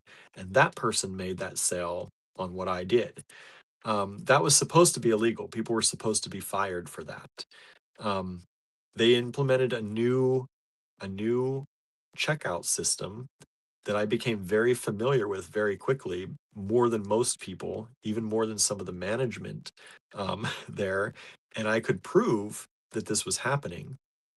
Um, and uh, they they started to try to say negative things about me because I was trying to prove that this was happening. And that's when I ended up leaving. Um, because of that, because no one would stand up for the actual rule, which was don't return things, because the company, Bloomingdale's, was still making money. Um, and whether it came out of my commission or not, they didn't care. So it was a very weird system. It was a very, like you said, Susan, a capitalist money thing. As long as the company was making money, they did not care what the rules, even their own rules, they didn't care to follow them. And if it meant losing a contracted worker, they'll just find another one. It didn't matter. And I could have played the game where I'd be like, okay, I'll give these people a discount too. Um, but that's not my way. It's not the thing to do. Um, so I left and found another job. But that was an interesting thing. Um, let's see here. Andrew says that happens with us sometimes. What happens with us? We don't communicate the same. It does. If that's what you mean, it does. Um, trying to be nice, and sometimes we're not on the same wavelength. Um, let's see here. People talking about ancestry. This is what I call micromanaging, right? Um, Anna says, haha, fighting between managers. I'd pay to see that. Oh, it got very interesting sometimes. It very much did. There were lots of fights. Sometimes not the head designer, but the people right under the head designer had to come in and kind of assert their whatever, whatever they had, whatever strength they had or position they had to try to protect their people. It was wild. Um, and it says, I hate when companies do not back up their people. Employer or contractor shouldn't matter, right? It's true. Anyway, that's talk about my life, but I think it's interesting to see how different places work. And I think, it gave me a lot of insight on, we don't necessarily have employees and right now, but it always gave me insight on how I would want things to run if we ever got to that position, and how we'd want to treat people, and just not even for us as a business, but just when I go to shop. Like, a lot of people don't realize the kind of position some employees are in, and how their wages are determined.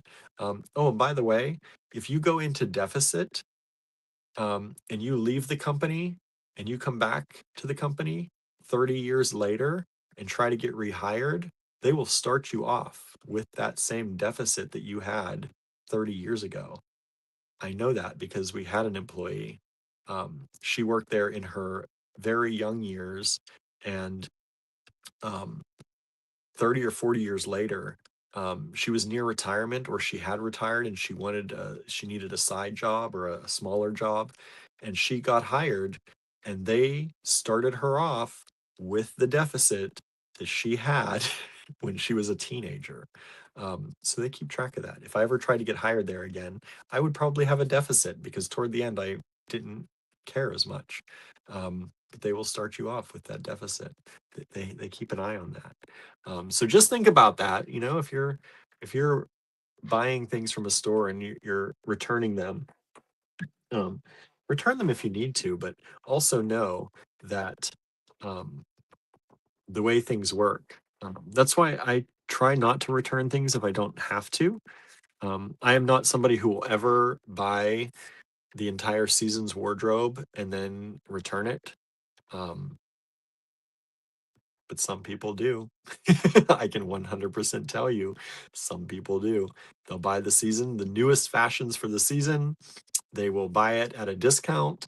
And then they will, at the end of the season, when they're going into like spring, summer, fall, winter, it's time for fall, winter, their whole spring, summer will come back. Um, and they will be ready to buy fall, winter with that same money. Um, I watched it happen, and there's no stopping it. Doesn't matter how many times they do it. It's wild. It's wild. Okay, y'all. I found some good stuff for you tonight, I think. So I'm gonna flip the camera around and we're gonna get started. It's almost 2 hours into the live. We did a lot of talking today. So we'll kind of try to go quickly through all of this. Not too quickly, but try not to keep you up too late. Um, okay. What are y'all having for dinner? Some of y'all had some nice lunches or maybe dinners. What do y'all have for dinner tonight? Let's see. I didn't come up with a set of letters either. Let's see. We've done IDB, we've done GIL, we've done BRN. I do GIR Gertie, but I think we already did that. Let's see. I've done a lot of G lots. I got to be careful with that. I think we've done TAL lots before too. Yep. I don't think we've ever done that. We're gonna do TLL, Tallulah. TLL lots.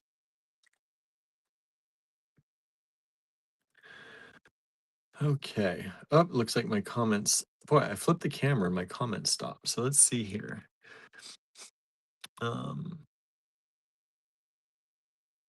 Marianne says cake. That sounds delightful. Cake.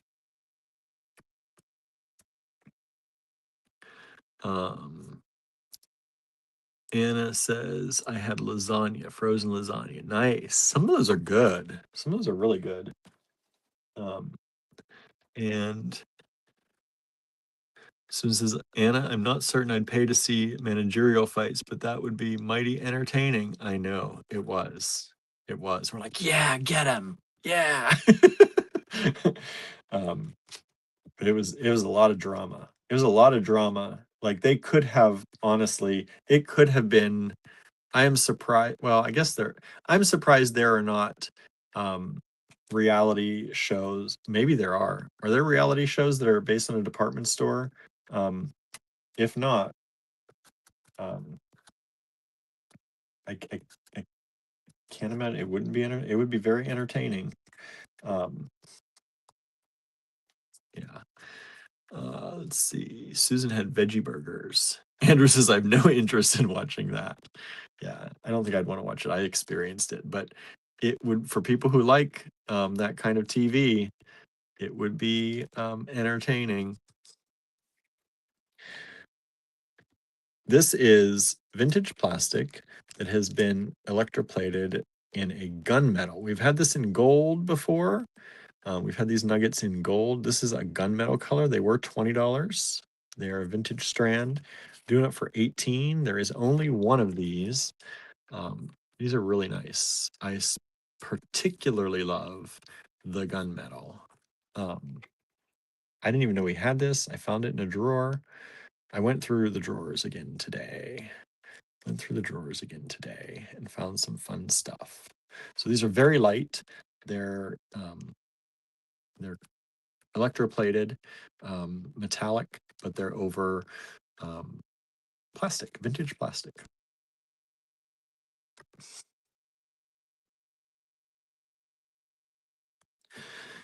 Da, da, da. All right, let's see here. Let me get my email open to here. Um, ba, ba, ba. Chocolate raspberries, says Marianne.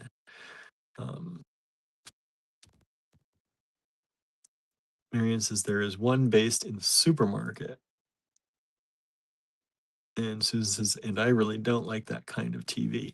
Yeah, we're not fans of reality TV in general. Unless it's like educational reality TV. I like that kind of stuff. But we started watching The Great Pottery Throwdown, season 9, 2026. We had to find that online. They don't have it broadcasted anywhere. But we started watching that last night. That was fun.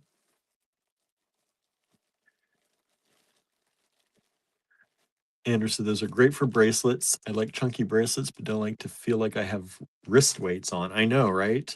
Yeah, these are like nice and big and chunky, but they're super light. And these are also great for earrings. You can make some fun asymmetrical earrings with those because they're super light. They've got that beautiful metallic, like gunmetal. Love that. This is a giant bead. I've only got one of these left. And this is a bead made of layers that are sandwiched together, but it's a nice big bead. Super cool.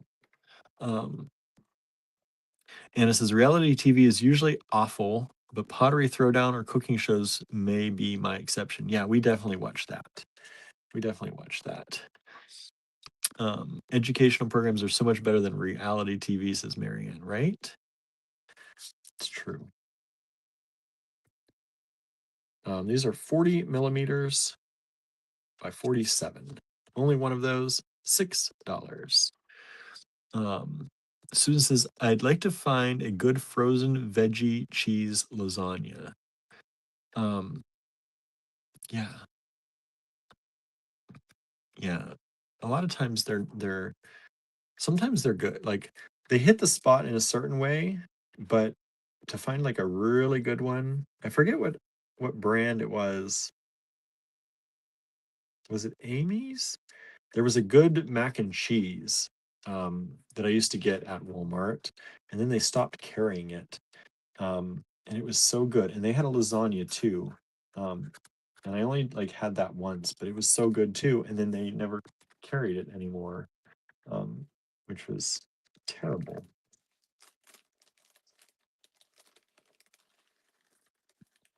Let's see here.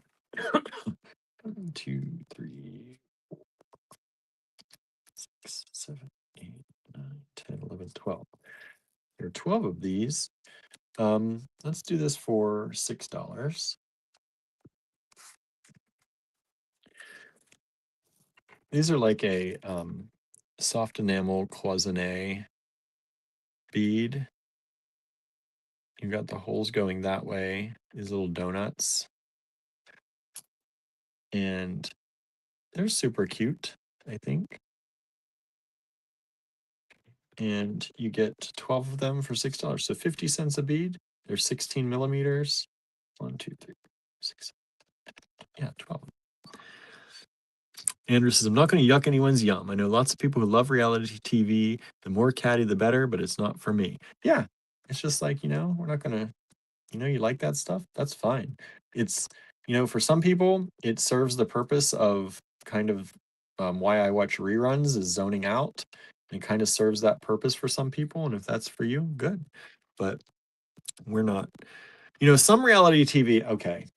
Like I used to watch shows like The Biggest Loser and like the weight loss ones and some of those. And I actually, and Hoarders, I'd consider that reality TV, right? Some of that stuff I did get into and used to watch and can still watch from time to time.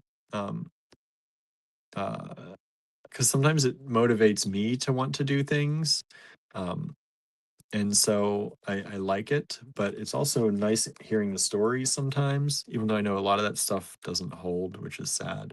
Anyway, um, Susan says all TL2 needs is a black or brown cord, dark brown cord. I know, right? That's it. Done. It'd be beautiful on leather or on a cord or silk. It would be. It'd be really nice with that. Andrew says, I don't like hoarders. Yeah, we used to watch that until they had a really bad episode. Bad things, didn't like it, and we stopped watching that. Um, and it says Sesame Street also is my reality TV too. Nice. Susan says, I like the UFO cryptology shows. Yeah, those are cool. They can be cool. I don't watch too many of them, but Andrew said a lot of those TLC shows make me incredibly sad. I could see how that could happen.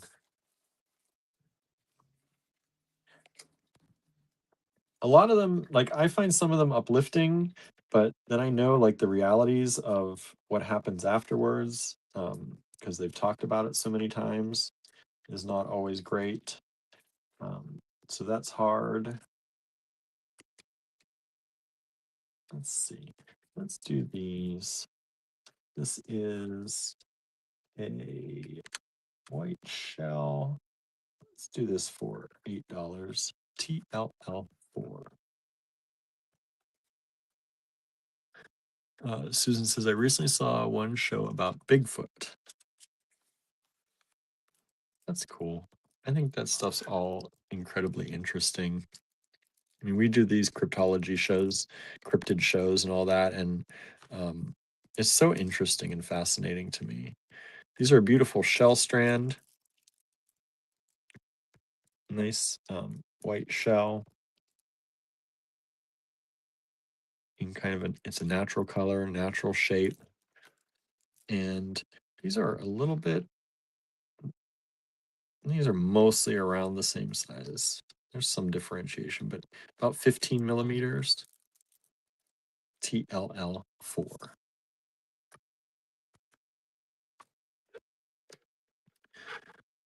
Marianne says, I did watch The Osbournes. I saw a few episodes of that.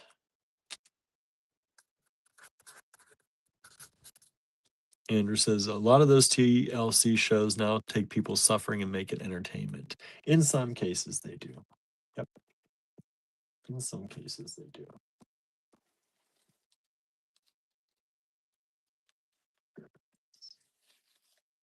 Let me see. Let's put this up here.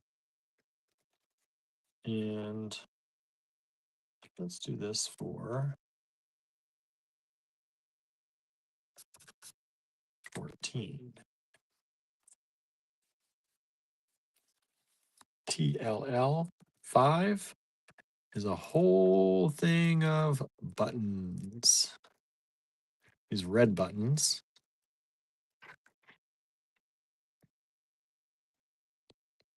There's a lot of buttons there. Anybody a button collector? You need lots of red buttons.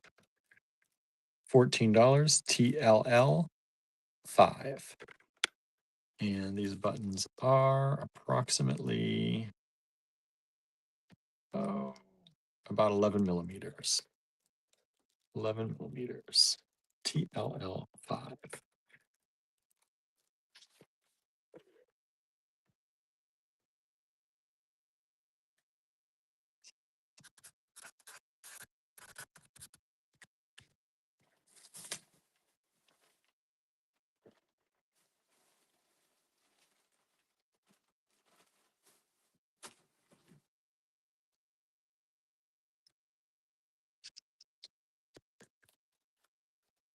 Andrew says, I just wear it as a necklace. That'd be a cool necklace. Yeah, it would, right? Button necklace. That'd be pretty fun. Let's see here.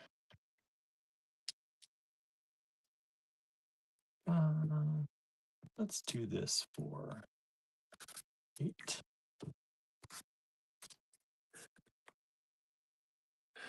Marianne says, not sure how I could even use that many red buttons. Just wear it as a necklace, like Andrew said, right? This is 8 TLL6. These are these little metal spacers. Well, metal beads. They're not really spacers. They could be spacers, but they're metal beads, a whole strand of them. And they're pretty large. And they're about 16.5 millimeters. And they are hollow, so they're light. Marion says that would be one way. Number 5 would certainly be attention grabbing, says Susan, right? Andrew says, does it fit over the head? Let me see. It does fit over the head. It fits over my head, so it's going to fit over probably a lot of people's heads. Yes, it does. Andrew says, how long is it? I don't know. It does fit over the head, though. Let me see this. I can find the right numbers on this one. It is 12, 13, 14, 15. Wait, 12, 13, 14, 15, 16. It's about 32 inches, I can say. 32 inches. Lennis, how big is the hole in TLL6? That's a hard one to say because there's a big bead on it, but there's the hole. It's a pretty big hole. I'm not going to be able to get calipers in there, probably. Let me see.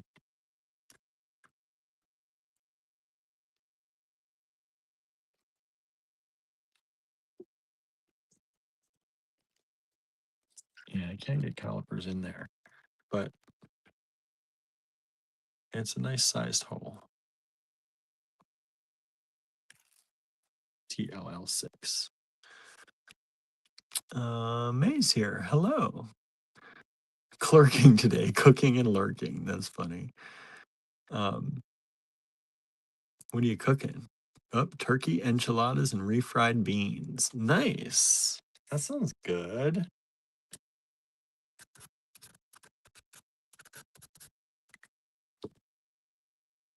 Okay.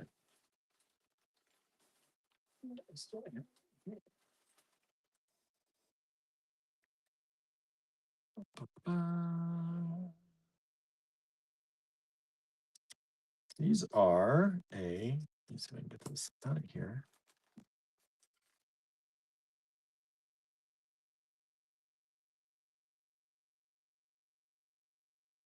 Betel nut. I don't know how you pronounce it. Betel nut, Betel, nut. And let's do this strand for 6. TLL7, betel nut, beads. Really pretty color they've got these in this green. And one strand available. They're about 7.5. They do vary in length. This one happens to be 13.5. But like this one is 10.5. There you go. Betel nut. I think Betel is the French on that. May says, Marianne, I watched the Osbournes too. Hubby was an old school metal guitarist. Nice. Marianne's going into lurking mode. Lurking mode. Now, where's my bag of bags? There's my bag of bags. Let's see here.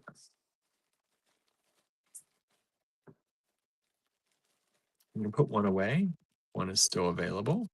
Thank you so much. That's $18 on that one. Put 2 away.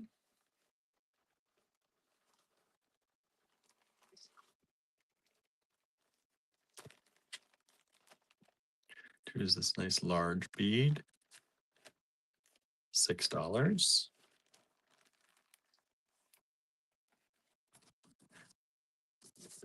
Three are these soft enamel cloisonne beads. Set of 12 of them for $6. TLL3.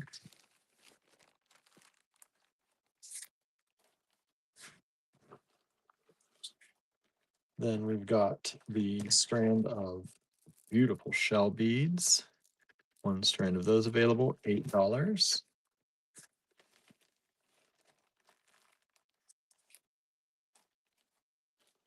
And I'm going to put the buttons away because they're taking up the most room.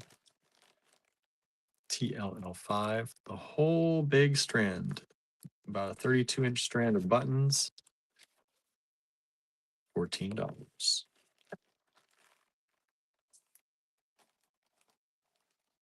Move 6 up here, and 7 up here.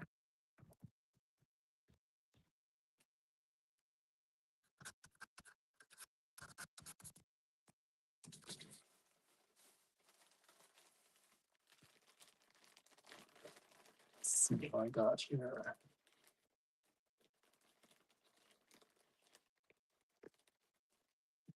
Okay.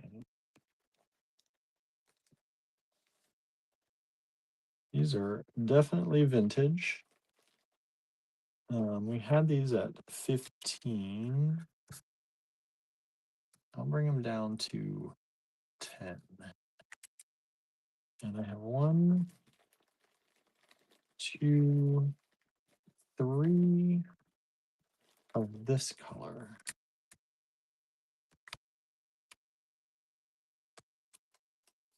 TLL8 are these sets. This is a mother of pearl made in Korea.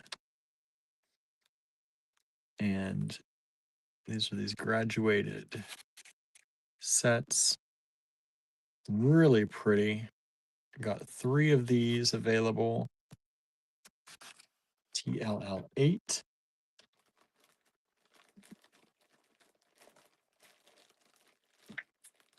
Let's see here what it is.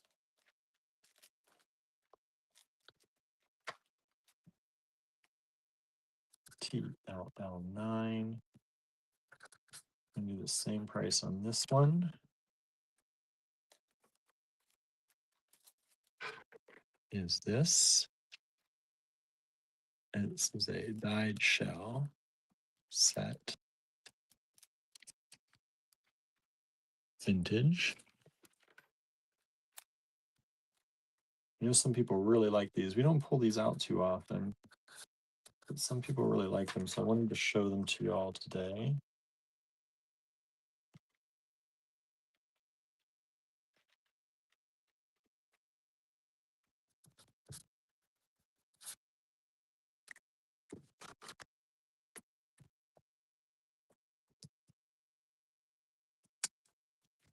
TLL10.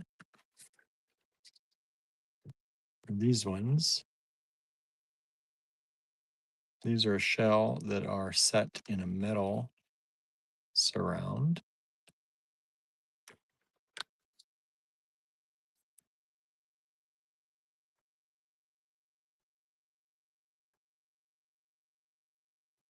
Oh, there Andrew's saying betel nuts. Says betel nuts are related to buri nuts. They're from types of palm trees. The betel nuts are chewed. They stain the teeth. The nuts are a stimulant that is supposed to make you feel happy. Don't eat the beads, y'all. Don't eat the beads. But apparently, betel nuts can make you happy, make you feel happy. All right.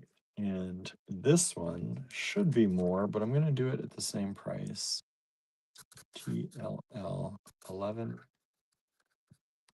This one should be more. This is a hematite. I'm going to do it for $10 too. TLL 11 is the hematite one. These are still in the old packaging too.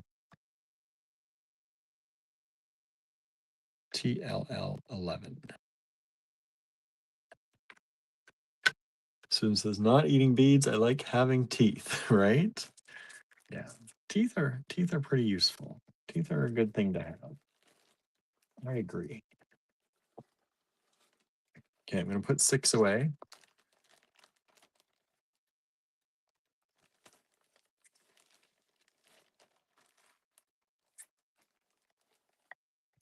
And we'll put 7 away.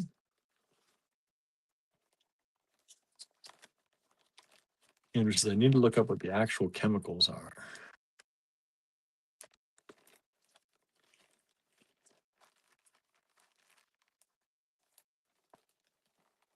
And we'll move these down. I'm going to slightly overlap these so they don't take up that much room.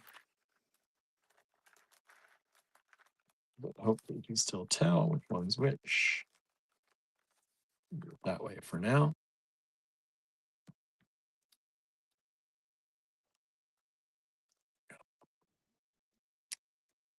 All right, TLL12.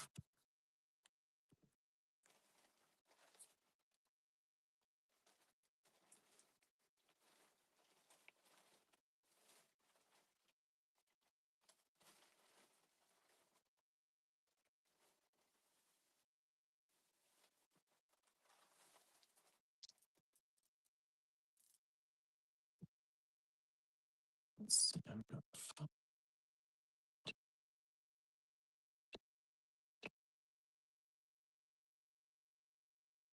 31. Do $15 in this. Normally we do these for like $1 a bead. But we'll do them for 50 cents a bead, approximately. These are vintage Chinese ceramic. And this is already done up on a necklace. It's an old one. It's even got a box clasp on there, which is a pretty cool old box clasp. But we're just selling it as a strand. Vintage Chinese ceramic beads. You can get the whole strand of them for $15. And these beads, they're knotted in between, which is really nice, kind of, but they're about 12 and a half by about 17 millimeters. One big strand slash necklace. Andrew says, I was reading a book and one of the characters was poisoning another character with morning glory seeds. Apparently they can cause hallucinations like LSD, but they can also cause you to have massive diarrhea. Oh, yikes. I didn't know morning glories could do that. I didn't even know morning glories had seeds. I just see them spreading with their vines everywhere. We have them. I don't want massive diarrhea, but I don't know.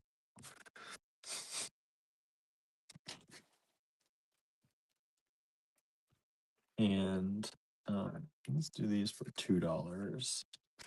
I also found just a small stash of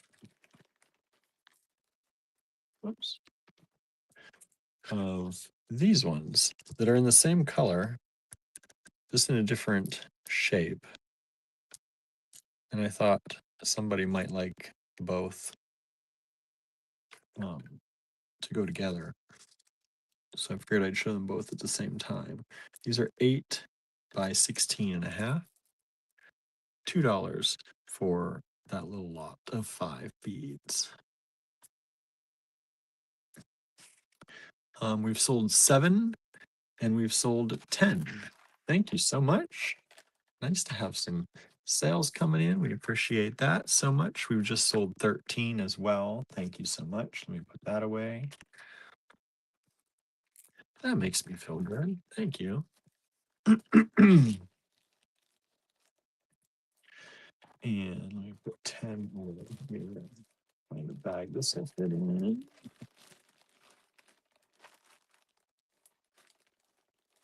7, 10, 13 sold. Thank you, thank you. Thank you.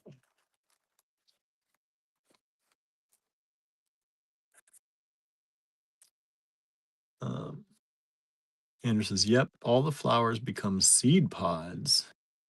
Andrew says we usually sell those for $1 a bead. I know. That's what I was gonna say. We're doing deals tonight. We usually sell these. There's 31 beads on here. These are usually $1 a bead. You're getting them for 50 cents a bead. The tubes we usually sell for $1 a bead. That would have been $5. You're getting those for less than 50 cents a bead.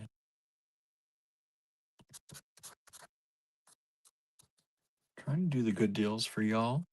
Get you a little bit enticed. Susan says, massive diarrhea does not sound like fun. No, no, it does not. I had a really, I don't want to do the poop talk, but I was when I went to help my mom yesterday, uh we went to eat and I had had coffee and on the way home I should have stopped at her house, but it was like I wasn't feeling that bad at her house, and we dropped off the truck and we went to take her to get her car, and um, then on my way home, the stirrings started happening, and it was let's just say it was a very clenched time for me, and I made it.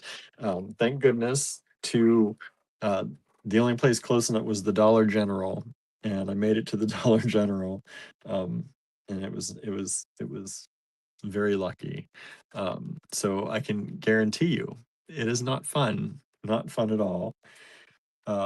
Let's see here. These I will do. These are really nice. I want to take them all out because they're all different. I'm not going to sell them as individual numbers.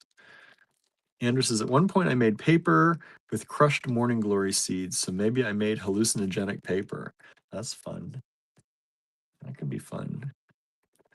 Who knew? I didn't know they were hallucinogenic. Not that I'm going to necessarily go around trying them. I've never done any of that stuff. I've heard some of it is, can be good, used properly, but I don't also want massive diarrhea because it is not fun. Susan says, Hubs just told me he is watching a really bad sci-fi movie, so I don't have to. The things we do for love. Right? So nice when they do that for you. Andrew says, I think there might have been something in the food because my stomach was upset after I ate it. Yeah. I don't know. I had that the last time I went with my mom and I was fine. But I think that in combination I had the coffee is not great. Andrew says, I heard stories of kids smoking it. Oh boy. All right. So these are these agate coins, pendants, and I think they are amazingly beautiful. They're really nice and thin, and they're kind of stunning. And I'm trying to decide what to price them at.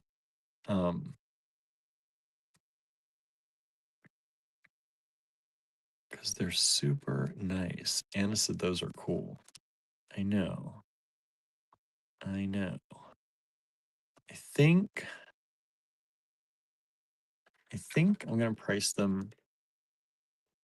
I don't know. I think I'm gonna do them. I think $6 each is fair because they're really beautiful. I'm gonna do them at 6 each, and there are 6 of them available. TLL 14, and I think they're definitely worth that. I don't want to overprice them, but I think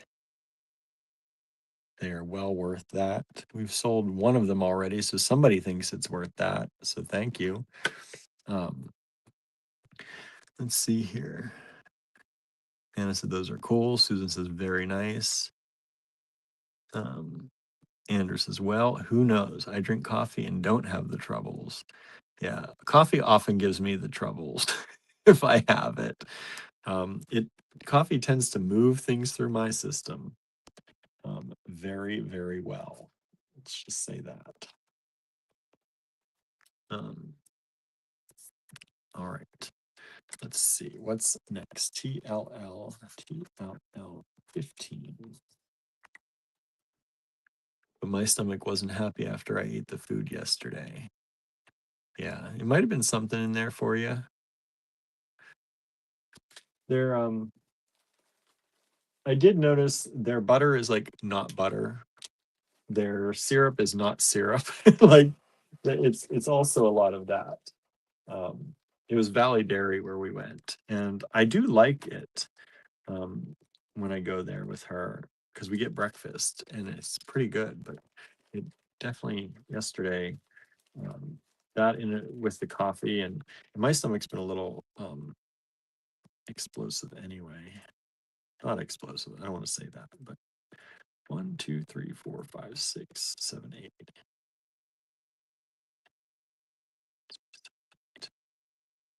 There are 8 of these beads on here.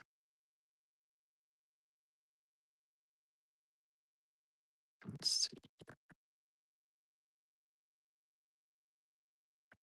And they were priced $4 each. So that's what, 32. Let's bring them down to 24. Let's make them $3 each. $3 each. TLL 15. Andrew says their zucchini was good. Their zucchini is really good. I also like their fried green beans. So these were $4 each. These are lampwork artisan beads.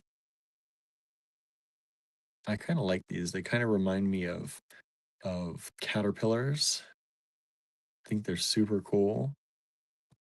TLL 15 was 32 for this strand, now 24.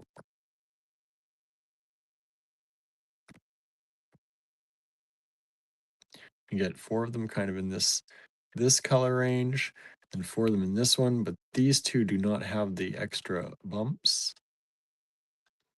This is super cool. It was TLL 15, $24 instead of 32. And it says I did use a lot of that whipped spread on the French toast. Yeah. Andrew said those are from when we opened the store. Still had them from when we opened the store. 2011. Vintage, y'all. Because they probably were before that, actually. So those are probably, if not vintage, close to vintage. Lampwork glass. TLL 16.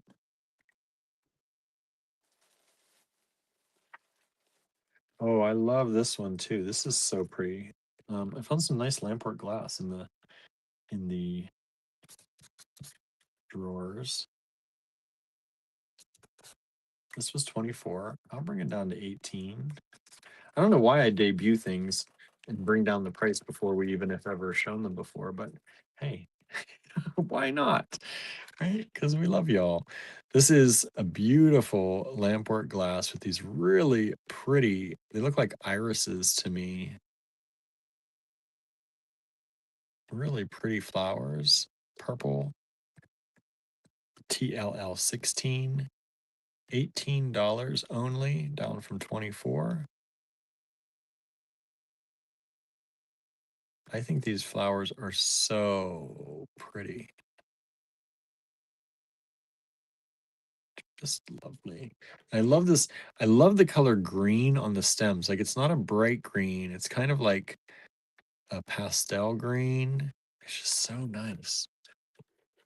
And this bead is 20 by 33.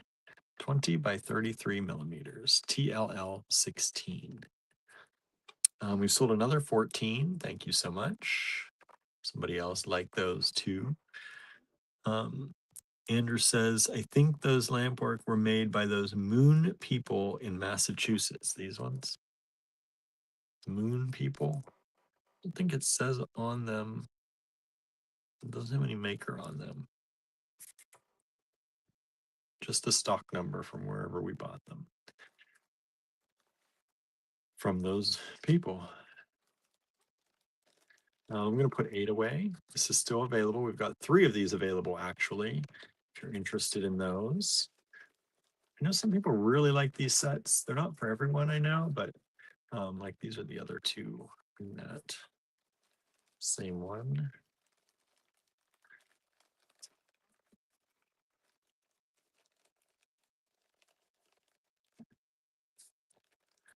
And that was 8. Here, 8. Come on, bag. 9. This, I really love the colors in this one.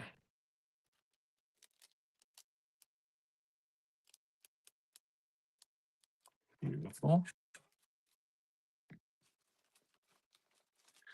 9.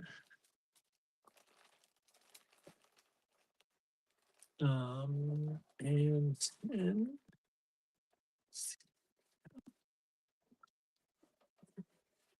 I've already opened for this.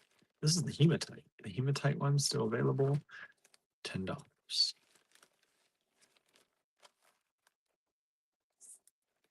Andrew says, I think the sets are fun. They can make really dramatic bib necklaces. Yeah, I think they're a lot of fun.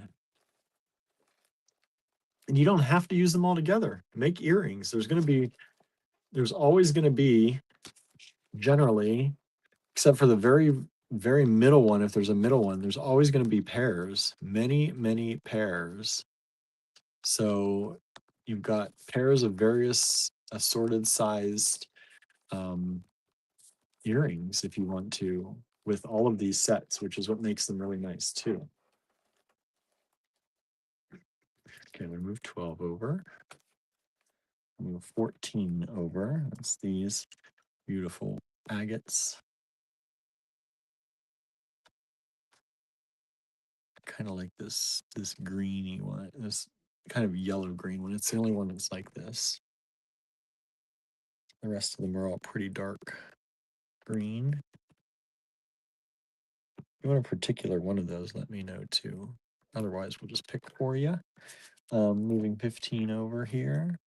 Moving 16 up here. Some out of the camera range. Sorry. There we go.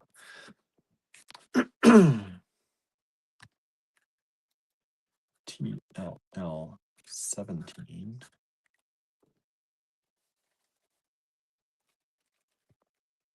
Wow.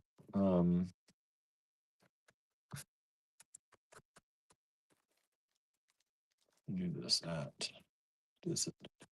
We're gonna do a big discount on this one. Was 24, now $14.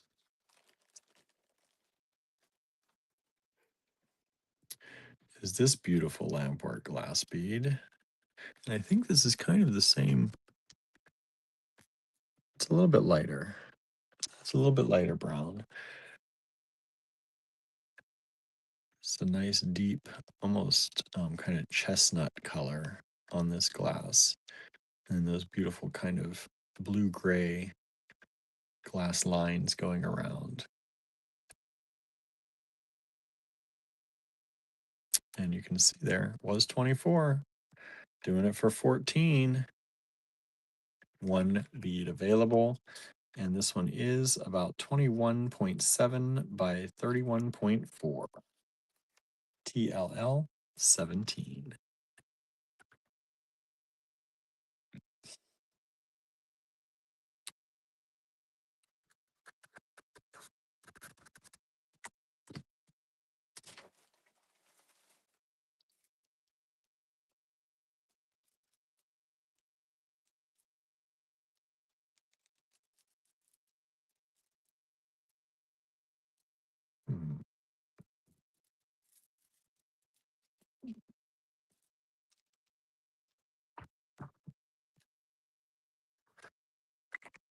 I like orange beads.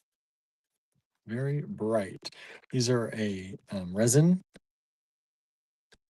large resin strand, beautiful bright orange. $6 TLL 18. You don't see, I feel like you don't see bright orange like that very often. These are about 16, we'll say 15 and a half, about 15 and a half millimeters. TLL 18. And that one has just sold. So thank you so much. That was quick. Appreciate that.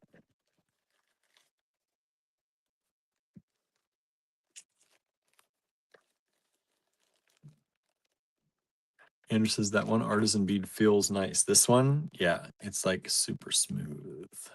It's got a good feel to it.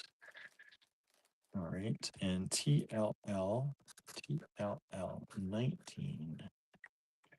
I've got 3 of these. And these are glass. Let's do these for $8 a strand. I've got 3 of them. And these are a nice bright orange glass bead.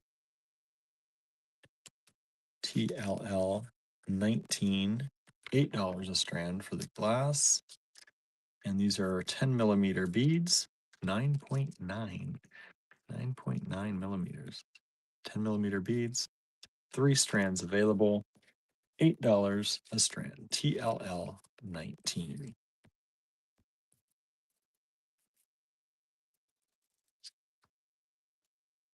Yeah.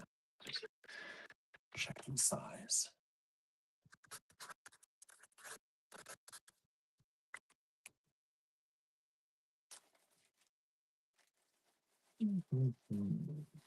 Let's see.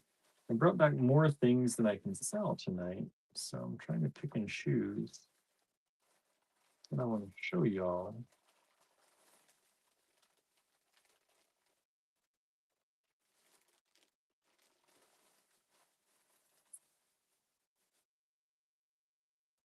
These are kind of fun if you like interesting shapes.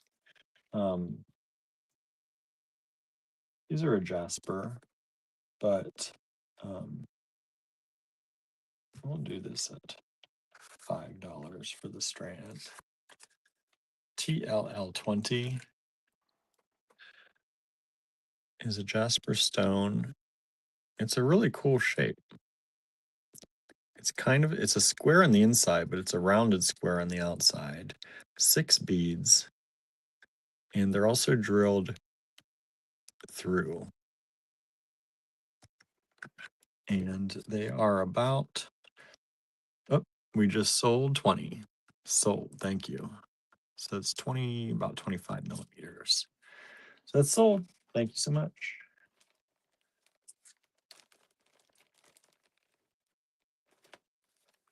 Put that aside. Andrew said those are fun frames. Yeah, they are. I thought they would be pretty cool.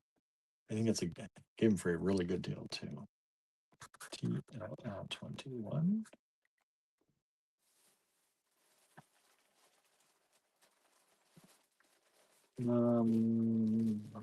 Let's see. We had this at 24. Let's bring it down to 16 and see if somebody's going to grab it tonight. TLL 21.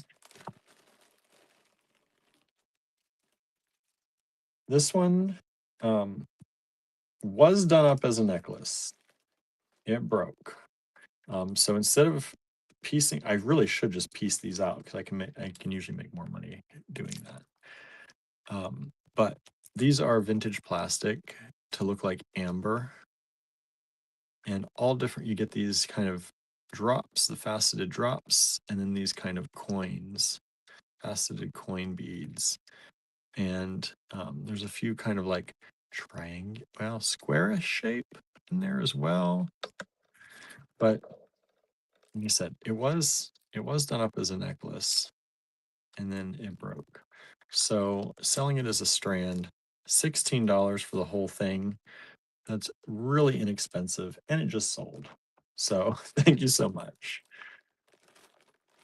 If I took those apart as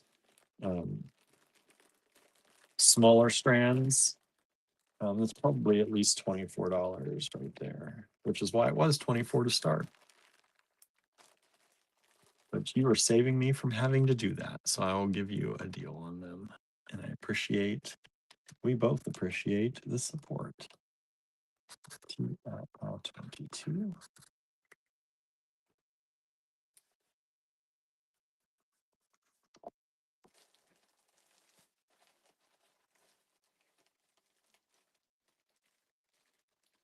I love these little beads. They're not so little, they're actually pretty big. They're $4 each. I've got two of them left. These came from some big strands that we took apart. We still do have some of the big strands in a kind of in the white shell, but these kind of gray slash almost like a dirty shell. They're really pretty though.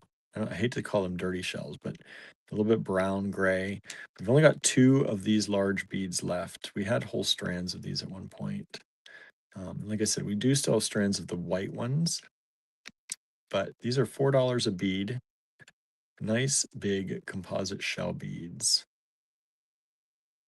They put these shells together with resin, I believe, and create these big beads out of them. And I love them. They are 30.5 by 38 millimeters, and there are two of them available at $4 each. TLL 22.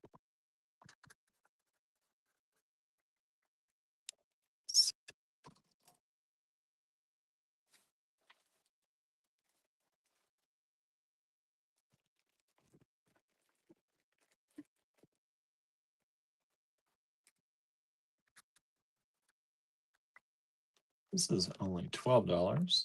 This is a beautiful ceramic pendant by Harry.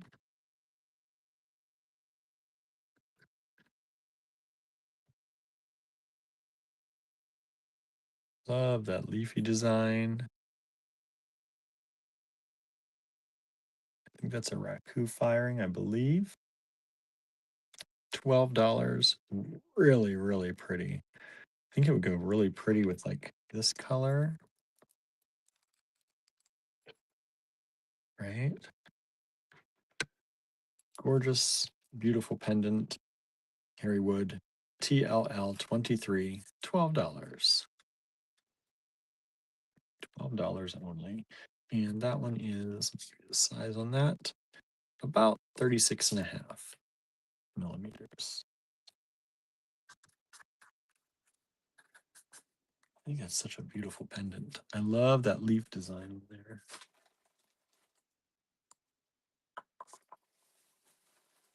Some of the things in my bag I do not remember putting in my bag, which is very, very strange.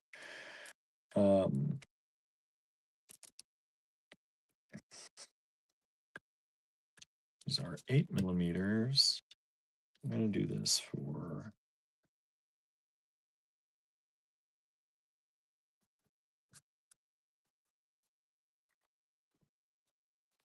this is a halite, non-dyed halite, smooth, round, 8 millimeters, $14 for the strand. Yeah, 8 millimeters, $14 for the strand. One strand available. TLL 24. Should be making those prices go up for the cloud dancer kind of things, right? Isn't that how you're supposed to do it? Is that the way you're supposed to do business? I don't know. That's what they tell me. That's not what we do. TLL 12, I'm going to put this one away. No one has grabbed that one yet. $15 only for all those beads. 9, 10, 11, 12. And I'm going to put 14 away.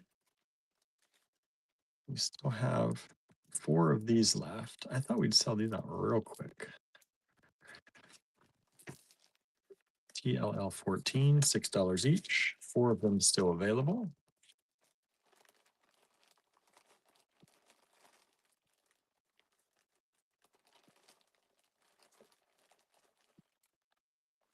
And TLL 15, $24 instead of 32. So $3 a bead instead of 4 on those. Lampwork glass.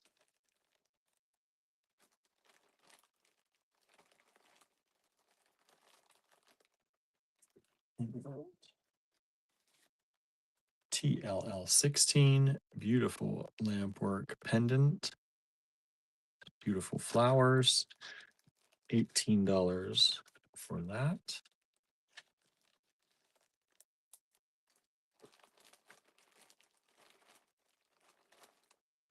And TLL 17, $14 for that lampwork bead that was 24.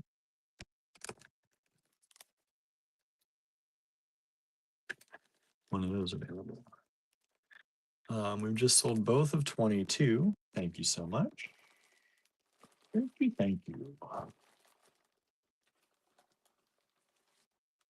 Put those away. Neighbor says probably we should break up the lampwork into pairs. Think I should try that? Should I do that now? Is anybody interested in that? If I break those up into pairs? $6 a pair. Anybody interested in those? Or no? Just not into them. You can do that if you want.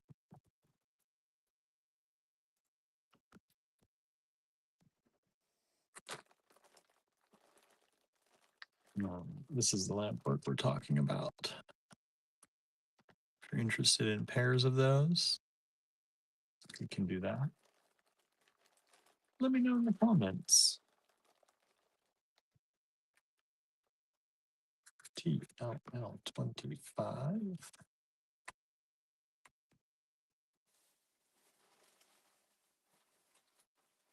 Oh, these are way cool.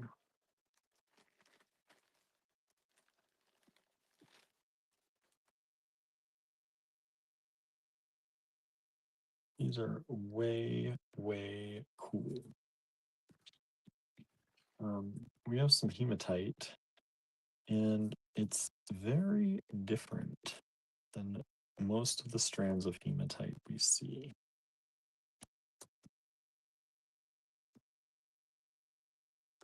I'm going to do these for $12 each. I have two of them. No, I just have one of each design, but TLL 26.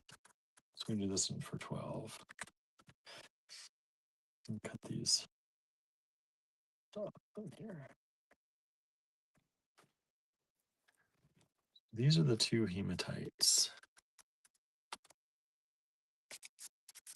So 25 is this shape, whatever you want to call that. I don't know what that's called, but they're really cool shapes that I don't see. I mean, I don't see that shape ever. We have a lot of different kind of hematite shapes. I don't remember ever seeing these.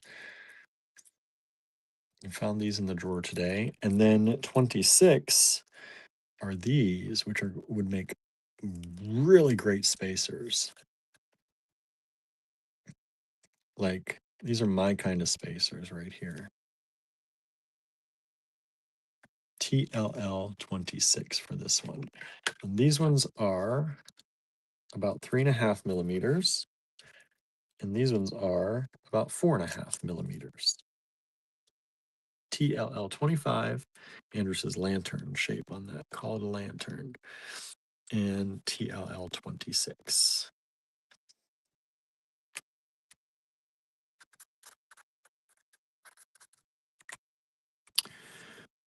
We've just sold 25 and 26. Thank you so much.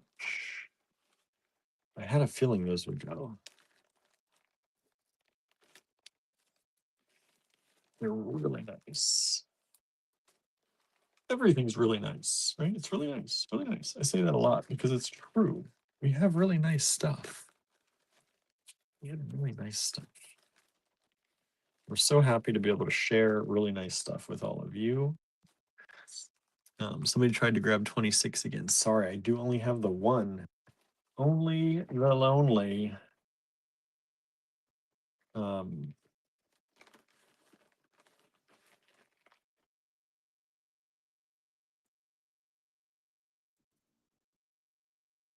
I don't even know. I'm gonna wait. I'm gonna wait on this. Because I gotta ask Andrew, I think, on that one before I put a price on it.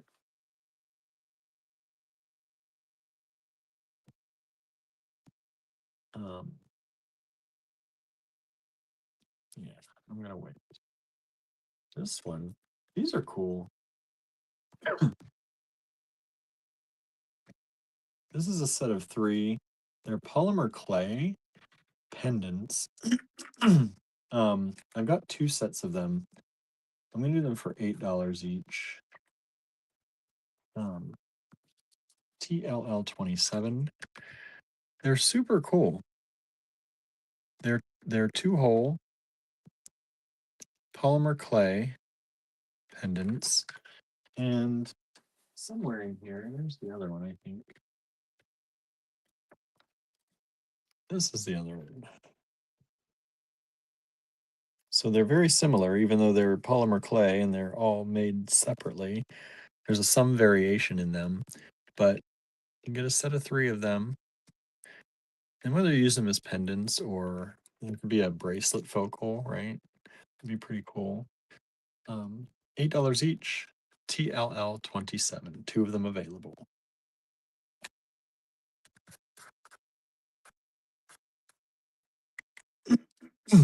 Sorry, everybody.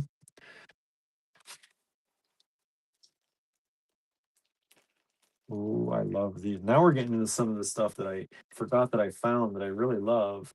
Like I love these polymer pendants. I think they're really cool. And then these are bone pendants. I have 1, 2, 3. Is this one different? I thought they were all the same. Oh, it is different. Oh, that's cool. Okay. Um, let me. So I do only have 3 of these. Let me separate these. It's not the same one.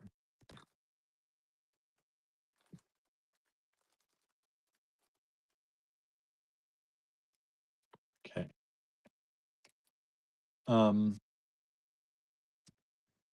I'll do these for $8 each. I have 3 of this style. Hand carved bone pendants. And they're drilled across the top. Let me get you so you can see them all here.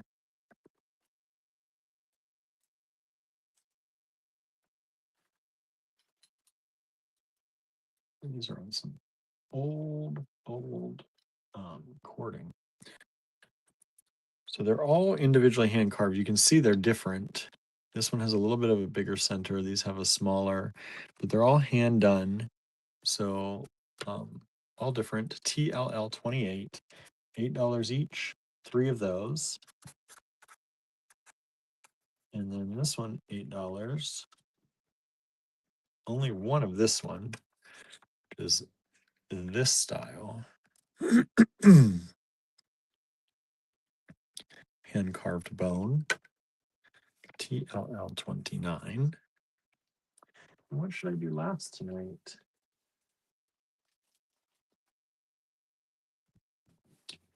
Let's see what I got in my bag of goodies tonight. I'm forgetting what all I have. What should I do tonight?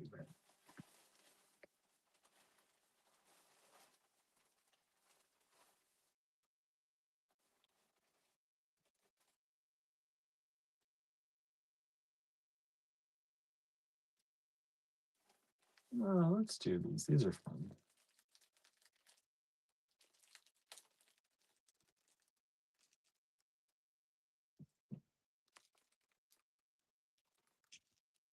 Whoa. Where are you going? TLL 30. And this one is 1, 2, 3, 4, 5, 6. We've got 6 of those. Let's do this for $5. This is a set of vintage plastic or vintage resin. Maybe vintage resin is this one. The holes go lengthwise. Andrew says the cake I made is in danger. in danger of being finished or in danger in some other way. That cake was so good. Andrew made us a cake. He made a sour cream cake. I don't know what he did. It's so good. Um, and I think maybe in danger of the cats. Idabel and Barnaby were very into that cake. Let me give you the size on these two. These are 18 by 22 millimeters. And that's it. Oh, we just sold one of the 27s. Thank you so much. Appreciate that.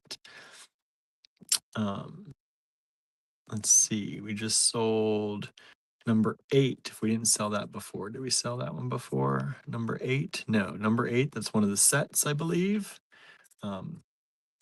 Is Yes, is sold. Thank you so much. We have 2 of those still available though. Then we had 3 of those. All right, y'all. That's all I've got for you tonight. We're gonna do 30. We're gonna stop at 30. We've been stopping at 30. Not to make me or anyone else crazy. So thank you so much for hanging out with us. Thank you for those who were able to claim. Thank you for watching, whether you could claim or not. Thank you for sharing. Let people know we exist. Thanks for the great conversation. I had a lot of fun talking tonight. Lots of things to talk about. And I hope you all have an amazing night. Thank you for hanging out. I feel like we hung out extra late, but I don't think so. I think we got through the lots pretty quickly, even though we spent about 2 hours instead of 1 hour chatting today. um, so thank you all. We really do appreciate all of your support, and we hope that you have an amazing night. And we'll see you back here tomorrow after I get home from the store, as long as all goes well, at 7:30 p.m. Eastern Time. All right. Have a great one, everybody. Bye now.